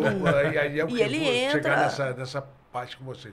O lutador, que ele não lutar uma luta, se você não lutar um pouquinho machucado, parece que você não treinou, né? Exatamente. Todo mundo chega com algum problema. Se você não tá com um machucadinho, você não treinou. Alguma coisa você tem que falar assim, uma olha... mãozinha doendo, o joelho é normal. Sempre Alguma coisa você tem que falar assim, ó, isso aqui pode ser que vai dar ruim lá na hora da luta, mas você ignora, tá? Segue o baile. A gente tá acostumado com isso. Então eu fui pegando um pouco de desgosto ali, depois eu fui deixando de me importar. Treinei na Galocura também, na torcida organizada do Galo. Primeiro eu treinei no Mamute, depois o Mamute fechou. E aí a gente foi treinar na Galocura, torcida organizada. E eu treinava lá com eles, então... Treinava o quê? Pra quem não sabe, esse Mamute não sou eu. Tá? O Mamute é um grande treinador de Belo Horizonte. O Galo tinha, né? O Atlético tinha um time de MMA lá, né? Mas não era bem ligado ao Atlético, era ligado à torcida organizada, a Galocura. Então a gente representava a Galocura. E aí eu estreiei com eles, inclusive, né? A Rondinha também, a Rondinha que Stephanie Ronda, que é do UFC, também é de lá. Acho que agora eles desvincularam um pouco a torcida organizada e tal, mas ainda assim que legal, é de lá. Então eu fiquei um tempo treinando lá, foi uns 2 anos treinando com a galera lá. E foi assim, no início foi difícil pra você ou você já tava desencanado? Pô, você era cruzeirense, assim, apaixonada. Era de boa, e aí você teve que colocar as cores no Galo. Não, mas não era de boa. Tipo assim, apesar de ser dentro da torcida organizada, tinha muitos cruzeirenses que treinavam lá e a gente se dava bem, tipo, se zoava, brincava lá, assim, dentro do time de MMA era muito de boa, assim, não tinha sabe, essa rivalidade tão grande, mas às vezes o pau quebrava, era porra, loucura, tinha hora que você falava, meu Deus, você vai acabar morrendo aqui dentro. Acho que é por isso que eu não levo, o pessoal fala, você não tem medo de lutar hoje não? Eu falo, meu irmão, eu treinava dentro da torcida organizada, você tá maluco, você não sabia se você sair vivo lá não. Tinha dia que a gente terminava os treinos assim, e eram 10 sparrings, luva seca de MMA, o pau quebrando. Terminava o treino e você falava, nossa, não machuquei hoje, graças a Deus. Aí o parceiro de treino falava assim, vou ali tomar um banho, pegar o pedaço de pau que eu vou subir, eu vou brigar não sei aonde lá com a torcida. Os caras saíam do treino e iam brigando em torcida. Você falava, meu Deus do céu, eu tô com o sola levantada aqui. Era pesado. Então, assim, depois a galera foi modernizando, aí né, eles mudaram, desvinculou da torcida organizada, mudaram o padrão. Mas era loucura, você... pau comendo aqui, e os caras da torcida que ia lá resolver algumas coisas de torcida, assistia, agarrava na grade de MMA e ficava lá, e era igual se estivesse numa rinha de galo, gritando e mata, mata. Você falava, era pesado, era intenso. Tá vendo como é que foge um campeão? Não, e assim, eu vou falar, você ia pro treino... Você forjado no fogo, a galera só viu o highlight agora, né? Cara, a gente ia pro treino com o estômago doendo, às vezes falava assim, nossa, velho. Falar em highlight, o que foi aquele card que ela lutou? Da Esfera. Da Esfera. E o que ela fez com a adversária, meu amigo? O que foi aquele Lembrei os velhos tempos da torcida organizada. Você é o sonho de qualquer lutador do planeta ter lutado naquele card. Estava fazendo a transmissão. Maravilhoso. Que card lindo. Isso aí que é o pior. Eu não vi quase nada. Cara, é absurdo. Eu não vi nada. Você não viu nada? Como assim? Eu não vi nada. Pilhada, né? Pilhada. Eu não quis ver, porque tava todo mundo falando com os atletas que estavam entrando, como tinha muitas luzes, tava tudo muito bonito, porque a gente entrava, aí do lado de cá era o painel gigantesco. Você quer focar no atleta, né? E aqui a torcida. Você quis olhar para atleta, isso, você vai só que eu lutar vi que a galera tava entrando meio... Os atletas iam entrar e ficavam meio assim. Cara, aí, eu fazia a mesma coisa, sabe? Quando eu entrava naqueles estádios grandiosos, pai, tem que focar. se você se perde. Dispersar demais. Isso. Você dispersa no energia meio à da toa. torcida. É porque não tem como falar que não é Pô, emocionante. fica até arrepiado agora. É. Isso. Dispersa, cara. É Isso emocionante. Você entrar, por exemplo, na Esfera, eles colocaram um tema de gladiador quando eu entrei. Pô, aquilo aí... Você o tá cara, dentro- chega pô, no- você chega se no- emociona. Ele tá dentro do octágono, ele já... Algum lutador mexicano, ele entrou chorando. Aham. Não foi? Foi. Se perdeu, cara. Se Foi, perdeu, o então cara vai foi- manter o Pegou foco. a emoção, Isso foi foi bem uma das emoção. coisas que fez a gente, eu pelo menos ali, quando a gente estava no aquecimento, eu via os atletas entrando e davam uma... E aí o cara queria chorar e tal. Aí eu falei assim, eu vou nem olhar pro lado, velho. Vou focar na luz, porque o UFC vem com a câmera na sua frente, você vai entrando, a câmera vai vindo puxando. Vou focar na câmera ali e na hora que o octógono apareceu, o foco é nele. Eu não olhei pro lado. Eu não vi nada da esfera. Mandou muito bem. Não olhei, não vi, tipo, eu vi só assim de relance, que eu passava assim no corredor, a câmera tava aqui, e eu vi que aqui tinha um telão grande, eu não olhei pro telão, não sei nem o que tava no telão, só vi uma luz vermelha assim vindo. E aí eu já olhei isso meio de relance aqui também, a torcida do lado de cá, e foquei no octógono e fui. Não vi nada. Minha irmã que tava comigo, eu levei, né? Minha irmã, a Lu, o Caio, meu cunhado, eles estavam lá. Minha irmã falou que, assim, eles choravam horrores na plateia, porque, tipo assim, a emoção de ver eu entrando ali, aquele evento gigantesco, lindo como foi, Gigantesco. e com aquele negócio todo formado numa arena de luta antiga e tal. Ela falou, nossa, a gente chorava, assim, foi a coisa Eu mais acho que linda. parece os guerreiros incas, não foi? Sim, Que tem sim. toda aquela história que veio o povo mexicano. Pô, e legal que foi como se fosse um filme contado da primeira até a última luta, Sim. né? Foi muito legal. Agora, foi a tua 10ª luta no UFC, né, Norma? Você tem 8 vitórias dentro da organização, né? E você entrou no UFC com 4 vitórias, né? Era 4-0 quando você entrou no Sim, UFC. eu entrei no Você Enem, lembra né? como é que foi essa tua entrada no UFC? Cara, eu na verdade, a gente tinha mandado pedindo pra lutar o Invicta na época. E aí o UFC tava montando a categoria de 66 quilos, eles estavam buscando atletas grandes, eu tinha mandado pro Invicta de 61 ou 66, né? E aí o UFC foi e chamou, falou pra lutar no 66, perguntou se a gente, né, falou, a gente quer ela no UFC direto. Não era um desejo meu entrar direto no UFC, porque eu sabia que eu não tinha experiência internacional e isso poderia mudar muitas coisas. Mas a minha última luta, dentro até do Shotô, eu lutei contra uma atleta que já tinha mais de 20 lutas, muito experiente, eu com 3-0 e eu venci ela. Então, assim, eu sabia que eu tinha nível para competir, mas eu não tinha experiência. Nível técnico, eu tinha até porque eu já competia no Gil, já tinha competido muito no Strike, fora, em alto nível. Então, só que eu falava, cara, vambora, não tem como falar não, né, pra uma chamada dessa, né? A gente, às vezes... né? às vezes a gente fala isso, às vezes a gente tem que trocar a roda com o carro andando mesmo, ainda mais uma oportunidade dessa, você não tem muita escolha. Se você não estiver pronto, fique quando entra, porque é as opções que a gente tem. E eu aceitei, a gente entrou, e assim, óbvio que a falta de experiência foi ali a minha primeira derrota, foi exatamente por falta de experiência, e eu falei isso numa entrevista antes, eles me perguntaram assim, como que você acha que a Megan pode te vencer? Eu falei, olha, nível técnico no chão, o meu é maior que o dela, e em pé também, mas ela tem uma coisa que eu não tenho, que é experiência. Ela é muito mais rodada que eu, e ela pode sim usar isso a favor dela, e foi o que ela fez, ela usou isso a favor dela. Então eu tinha total consciência, quando acabou a luta, eu desci do octógono e falei, cara, ela me venceu exatamente onde eu sabia que poderia pesar, na experiência. Então, mas né, igual eu falei pra vocês antes aqui, eu era de uma equipe pequena, não tinha uma equipe grande, era sozinha, praticamente, assim, então não tinha quem chegasse lá e falasse assim, olha, você chegou aqui no UFC, mas eu vou te ensinar como que o UFC funciona, como que as coisas funcionam. Não tinha, então eu fui meio que aprendendo ali dentro, aprendendo a lidar com todos os problemas que eu poderia ter dentro da organização ali. Então isso me ajudou muito a amadurecer, mas foi muito conturbado no início, foi muito difícil no início ali para mim. Principalmente que eu entrei no 66, depois a gente tentou descer para o 61, falhou na primeira pesagem do 61, fiquei com 62, não conseguia bater o peso, não sabia o porquê que eu não conseguia bater o peso. Ficou uma guerra, o próprio PI às vezes tentou fazer o corte de peso, eles mesmos desistiram, falaram... Fizeram um trabalho contigo, né? Foi, mas eles desistiram, eles falaram que eu não bateria o peso bem, de forma saudável. E aí foi um baque, porque o UFC já estava pressionando para fechar a divisão de cima, mas foram muito pacientes, me deram tempo, me deram estrutura e tempo para tentar fazer de forma saudável. E aí eu fiquei lutando ainda mais 2 anos no 66, mais 3 anos no 66, até que, por fim, eu dei o sinal para o UFC de que, olha, agora sim meu peso estabilizou, a gente consegue fazer o 61 bem feito. E aí sim que nós voltamos para o peso dos galos. Então, assim, foi bem conturbado, e isso pode ter atrasado um pouco até a minha categoria, a minha disputa de título, porque eu fiquei 3 anos lutando na categoria de 66. E aí, quando teve a oportunidade de disputar o título, a Amanda já estava aposentando, ela já falou que já não ia mais lutar, ia disputar o 61 e ia aposentar em seguida, e aí não tinha mais com quem ou porquê a divisão de cima. Aí eu tive que descer e iniciar o processo no de baixo de novo. Mas eu falo que, assim, não é um problema, porque a cada dia que passa, eu tenho mais experiência dentro, fora, mais conhecimento do meu próprio corpo. Então, assim, não tem problema. Eu falo isso muito com ele. Eu sou inevitável. Uma hora ou outra eu vou pegar o cinturão. E foi forjada no fogo, né, Minotauro? Entrou 4-0, agora tá com 14 lutas profissionais. Mas teve, né? Teve todas as lutas também no Sandá, né? O Sandá é bem completo, né? Uma luta muito completa. A gente teve a oportunidade de gravar na China. Eu passei um tempo lá na China, a gente gravando no Sandá, foi pro time, o time nacional lá também. Cara, o cara quase me matou, cara.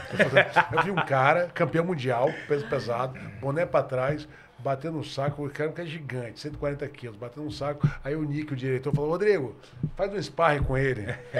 Pô, o Nick é muito teu amigo, né? Eu tô machucado, eu já tinha vindo da Coreia, que o professor dele do Hapkido quase me quebrou todo, né? Ele me torceu inteiro. Aí fazer um sparring com o menino, aí tava ali treinando com o menino, um toquezinho ali, o moleque meteu a mão na minha cabeça e me deu aquela queda inusitada que eu não sabia, né, que existia. Bati no chão. Pro Minotauro falar que o cara é grande, o cara tem que ser muito grande. Muito gigante. Não, mas interessante, cara, assim, da hora que eu fui dar um clinch nele, eles revertem. No boxe, cara, eles revertem, né, cara? Muito rápido. Ele usa a tua pegada ali, usou. E é muito arisco, né? Porque no Sandá você tem 3 segundos para quedar ou contra-golpear uma queda. Então o toque é muito rápido. Então é um jogo de muito controle de distância, dinâmica, e você, antes de atingir o adversário, você já pensou o que você vai fazer. Por exemplo, no Sandá a gente já pensa, pô, vou dar um soco, um chute e entrar numa queda. Então tem que ser rápido, você já planejou o ataque. Também tem um controle de distância muito grande. E a gente fala muito assim, tá longe, chuta, tá na média, parece soca, tá perto, lembra queda. Um pouquinho o Savate, né? Lembra um pouquinho o Savate da distância. Né? O Muay Thai é mais tenso. E o Muay Thai é mais impacto, né? Mais quem causa mais dano, mais impacto. O Sandá é muito velocidade e expertise mesmo ali de luta. Então, muitas das vezes, eu falo muito assim, se você olhar nas minhas lutas, por exemplo, eu dificilmente entro para quedar, mas se me clinchar, eu reverto a queda, por causa do Sandá. A gente faz muito reversão de clinch. O cara clincha, você troca rápido de direção. O cara clincha, você joga o quadril. O cara clincha, você passa gancho. Quase que um Aikido, né? Isso. Sempre em movimento. A gente também não para. O Sandá, você não para.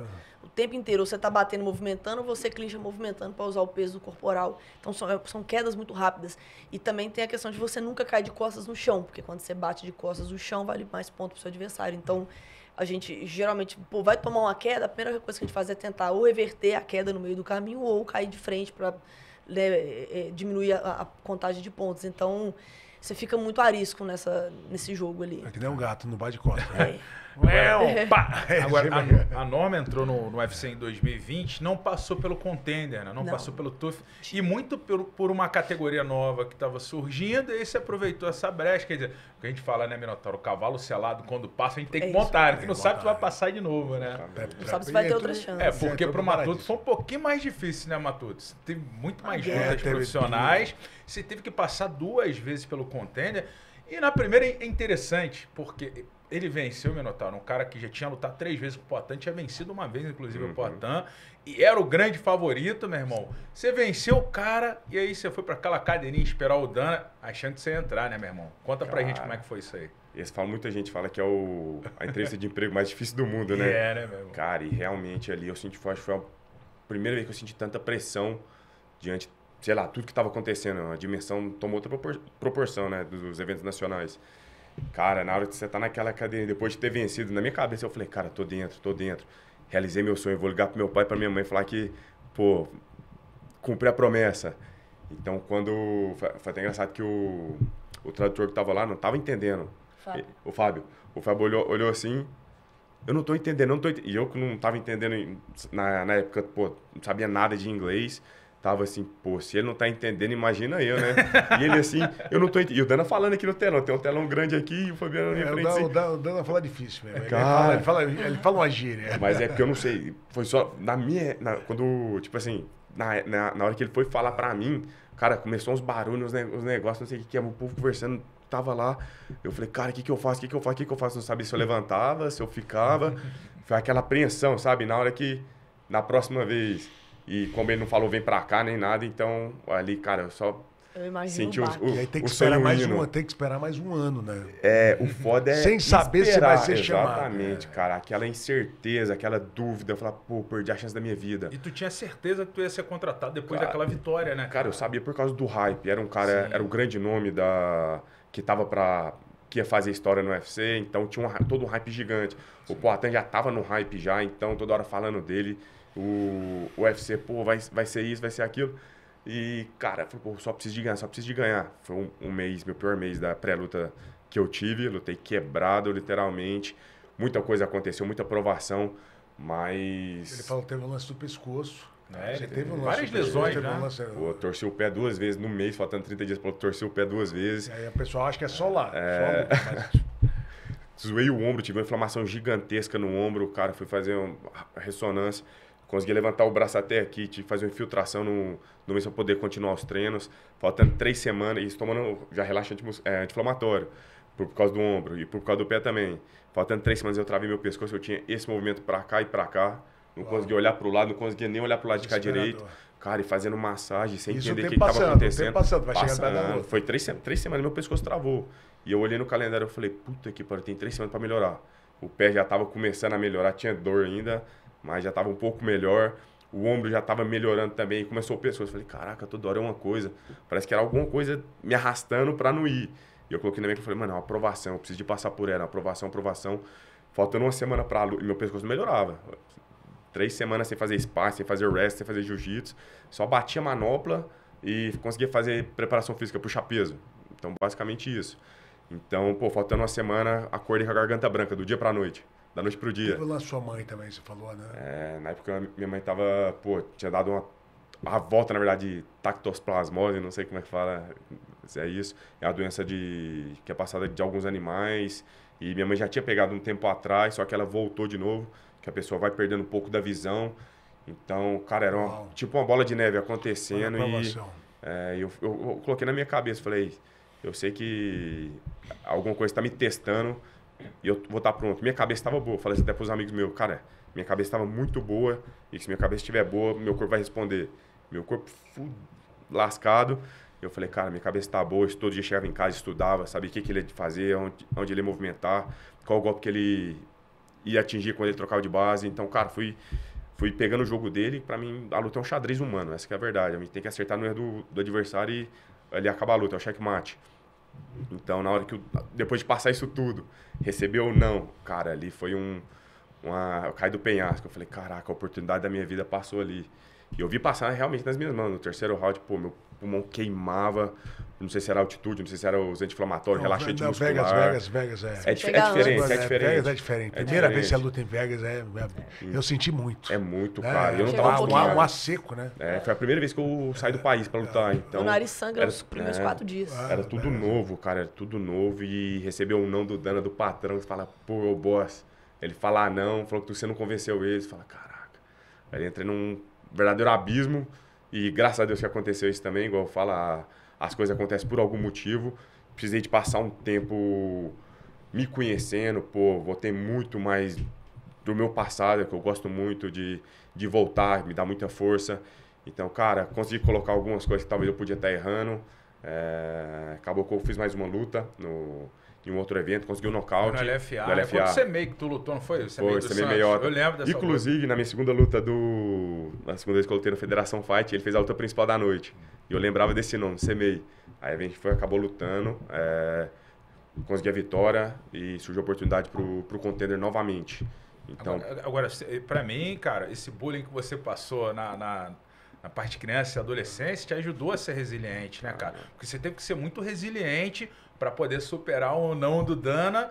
Uma parada que para você já estava tudo certo, seria contratado, você quebrou a banca e veio esse não, e aí você tinha que seguir em frente, né, irmão? Pô, sem dúvida, eu acho que a gente tem que saber de onde a gente veio para saber onde a gente quer ir. E, cara, eu apanhei muito na minha infância, não era brincadeira, não. Pô, a galera era bem pesada, então isso me fortaleceu de uma forma muito absurda. Então, sempre que eu vejo, estou passando por alguma coisa, eu vejo tudo que eu já passei, era, pô, motivo de chacota mesmo. Então, voltando para aquilo, me deu força para prosseguir, para não desistir. Fica aquele limbo, quando você acaba de sair do contender, pode ou não acontecer.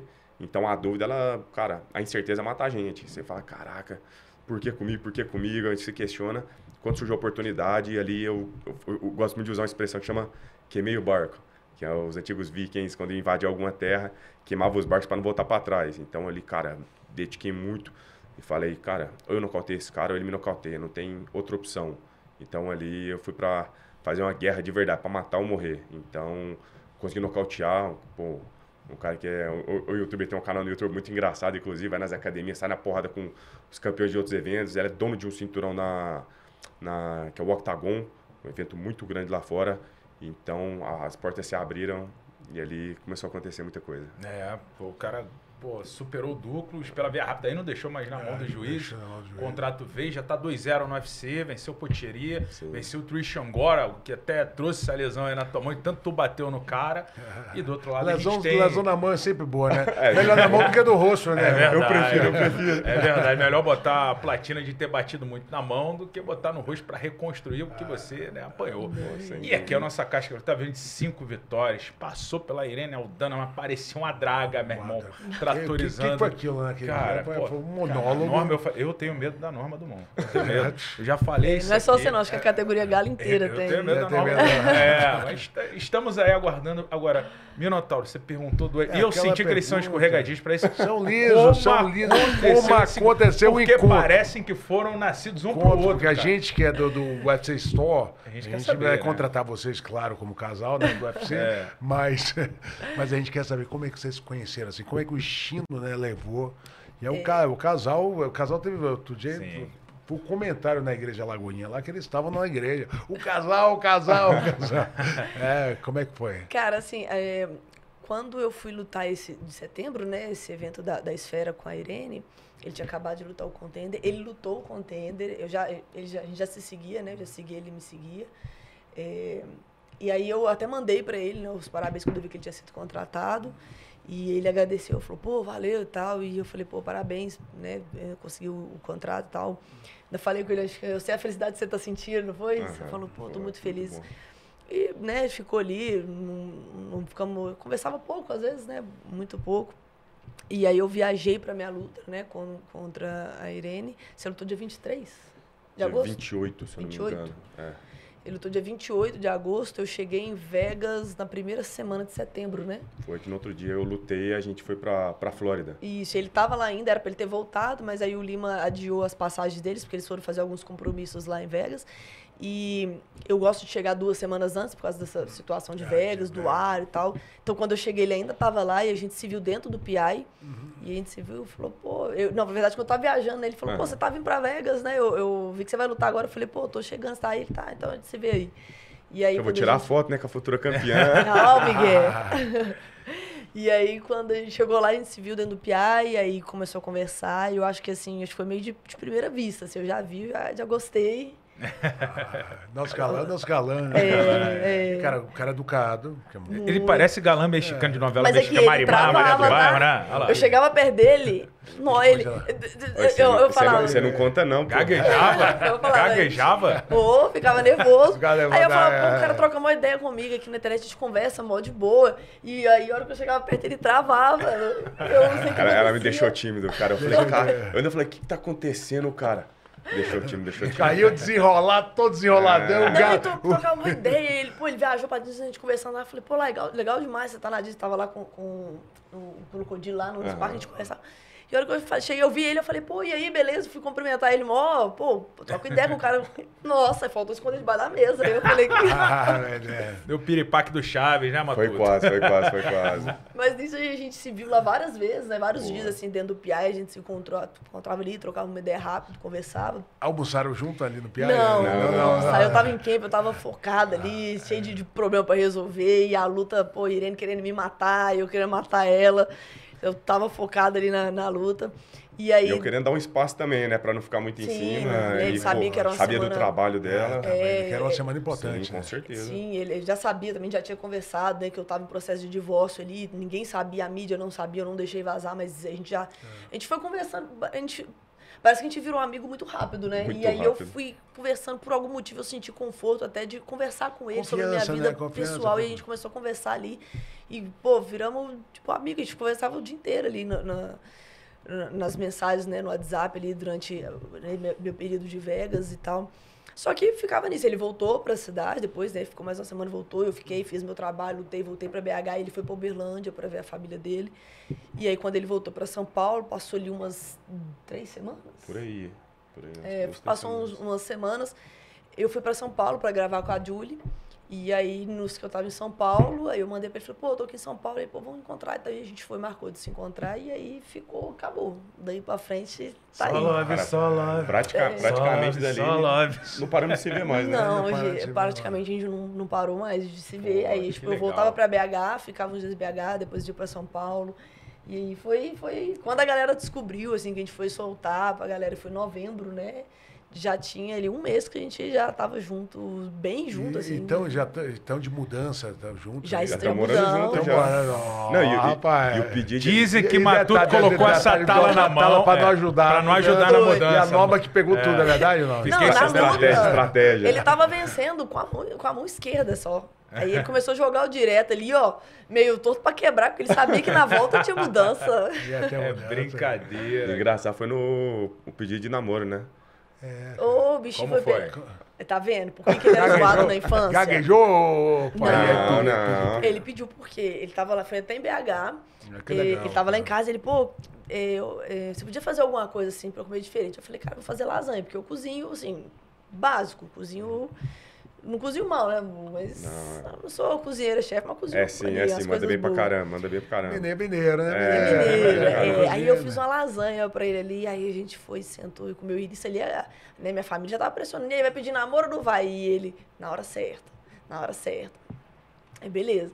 E nisso ali a gente, fui lá, fiz a lasanha e tal, a gente comeu, que terminou de comer a lasanha, ele virou pra mim e falou, nossa, você cozinha muito bem. Quer namorar comigo? Eu falei, o quê? Falei, por causa de comida. Aí ele, barriga.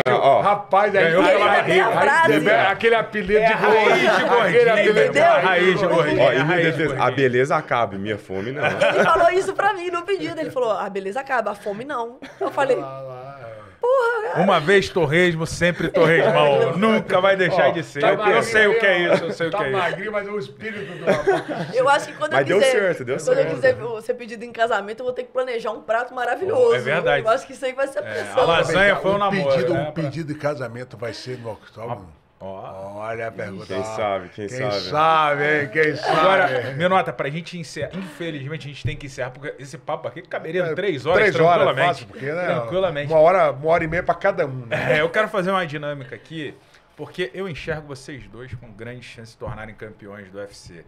Então eu quero o seguinte, eu quero que, Matuto, você fale o que vai tornar, quais qualidades tornarão a Norma campeã do UFC. Uau.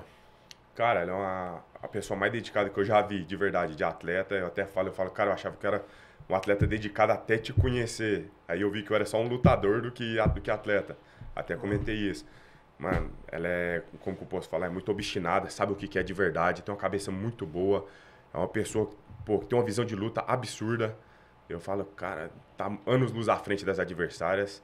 Essa é a verdade, tem uma garra. Cara, não dá pra dimensionar olhando para as meninas da categoria, sem desfazer, mas tudo que ela fala acontece. Isso é muito engraçado. Eu falo, cara, parece que consegue prever o futuro. Ela fala, fulano vai perder assim, fulano vai perder assim. Ela tem uma visão de luta muito absurda, uma pessoa muito dedicada, trabalhadora, esforçada. Cara, tem de tudo para ser o grande nome do MMA feminino. Tenho certeza que quando ela for ser, não se ela vai, mas quando, que eu tenho certeza que isso é inevitável. Quando ela for uma campeã, ela vai ser uma campeã gigante que vai estourar a bolha do MMA feminino. Eu tenho plena convicção nisso. Agora, Norma, e do outro lado, quando você vê esse cara ostentar o cinturão dos médios, quais qualidades você vê no Matuto que vão levar ele a conquistar esse título? Cara, ele é aquele menino, eu falo muito pra ele, eu vejo nele aquele menino que sofria bullying, você trancava dentro do quarto e ficava fazendo exercício sozinho pra vencer aquilo. Ele é o mesmo menino treinando. Eu consigo ver isso. Muita garra, muita dedicação. Fora que é inteligentíssimo, criativo. Tem hora que a gente tá conversando assim, e do nada ele tá fazendo os movimentos, eu falo, o que você tá falando? Não, tô pensando numa nova sequência. Assim, é um cara muito criativo pra luta, inteligente, consegue ver muitas brechas, tá me ajudando muito no meu jogo também. Um cara, ele vê ali e fala assim, olha, se fizer assim, acho que vai dar um jeito melhor. É um cara que é apaixonado e eu tenho que controlar ele. Às vezes eu falo com ele assim, ei, você tá passando do ponto. Ele fala, tipo assim, que eu sou dedicada, mas ele também é. Só que eu aprendi a dedicação e ainda tem um controle. Ele ainda tá aprendendo esse controle, porque ele quer treinar toda hora e vai até se matar. E aí eu falo com ele, olha, cuidado. A gente precisa não só tá bem treinado, mas tá bem fisicamente também, né? Tomar cuidado com a cabeça, com o corpo. É um cara que, se ele falar que vai fazer um negócio, pode esperar que ele vai fazer. Teimoso, teimoso de certa forma. Demais pra luta. Eu falo com ele, cara... Então eu falo, calma, às vezes as coisas, ele não, eu falei que eu ia fazer, eu tenho que fazer isso, eu falei que ia ser assim, vai ter que ser assim. Ele é um cara muito obstinado com as coisas e é uma vontade, uma gana, por isso que eu acredito de verdade que vai fazer ele carregar esse cinturão do UFC, porque ele não aceita o não como resposta. A gente viu isso, inclusive, no próprio contender, né? Ele é um cara que ele não aceita, ele não vai aceitar não conseguir, se por acaso...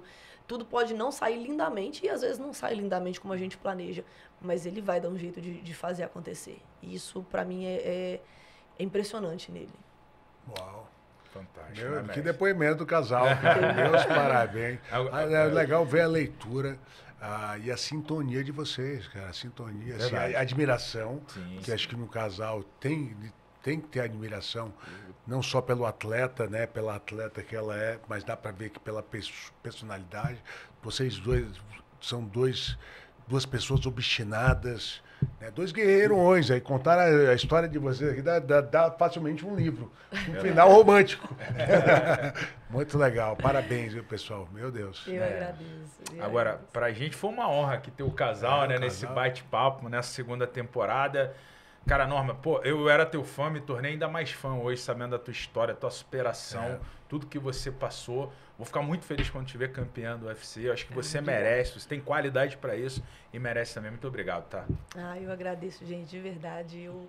Assim, pra mim é uma honra estar aqui, de verdade. Assim, a gente vai crescendo, assim, vendo, né, a lenda. Pô, Minotauro, tá doido. A gente fala assim, pô, eu vou ali fazer uma entrevista com o Minotauro. Cara, referência para todos nós atletas. Obrigado. Então, assim, é uma coisa que realmente eu fico muito feliz, de verdade, e de poder sentar na mesa com pessoas que eu sou fã, que eu admiro, é realmente impressionante. E hoje em dia, falar em fã, né? Nós aqui, a gente está do lado de cá, a gente está aqui na transmissão, né? A gente é fã de vocês demais. Cada movimento de vocês na luta, a vibração que a gente está, cada entrevista que vocês fazem em outro lugar, qualquer movimento de vocês, a gente fica que nem dois fãzinhos, tá ligado? Então a gente é fã de vocês, porque vocês são a cara. Vocês representam o nosso esporte, a nossa nova geração. Imagina a quantidade de meninas que vão treinar por sua causa. Imagina a quantidade de garotão que vai se identificar pela história, não só pelo lutador. E de gordinho que vai emagrecer também. Vai emagrecer, né, cara? Vai ver que então, não... pessoas, né, que se conectam de alguma maneira à história, e a história de pessoas de verdade. Duas pessoas, dois mineiros, né, que ganharam o mundo, né? Que estão ganhando o mundo, né? São ídolos internacionais hoje em dia, né? E graças a isso, há tudo desde os primórdios, né? Pô, os pioneiros. Você tem um grande papel no cenário do MMA, não só nacional, mas mundial. Então, cara, é realmente muito satisfatório estar aqui. Tinha até escutado já essa história com o Anderson Silva. Eu falei, caraca, será que ele vai contar aquela história do Anderson Silva? Eu tava aqui desse jeito que eu falei, eu já ouvi isso. Cara, realmente é sensacional, uma honra mesmo estar aqui com vocês, grande mamute aí. Pô, meu irmão. E Tá bem pra caramba, mineiro também. esse é um dos programas que Pezinho tem mineiro. vários programas da casa. Sim. E uns dias a gente tá no outro. Vamos estar no resenha com o André. Agora, Matutão, cara, obrigado também pra gente. Pô, Brasil. Pô, a gente tem uma identificação, né? Apesar da gente conversar pouco, a gente tem uma identificação. Fico feliz pelo momento que você está vivendo. Te vejo também com um cara com grande possibilidade de conquistar esse cinturão. E sabe o que eu quero ver? Quando você ganhar esse cinturão do UFC, quero ver teu pai na caminhada lá contigo. Foi um cara, assim como sua mãe é muito importante na tua caminhada, o teu pai também sempre esteve ao teu lado nesses momentos aí de guerras, nas artes marciais. E eu vejo você campeão e seu pai caminhando com você. Obrigado, irmão. Seria um grande sonho, de verdade. Pô, Será. Será. Vai acontecer. Sei que você se emocionou, mas é isso. Obrigado vocês Valeu, dois. valeu, casal. Obrigado, Minota. Valeu. Grande prazer, meu irmão aí. Obrigada. Norma do Humor. Deixa eu apertar a mão da Norma com medo. Tô apertando com medo aqui. Você fez isso aqui com apavorado. medo. Com medo. Apavorado com medo. Com medo, né? Ligada aqui. É isso, pessoal. Norma Dumont e Matuta aqui com a gente no nosso UFC Podcast.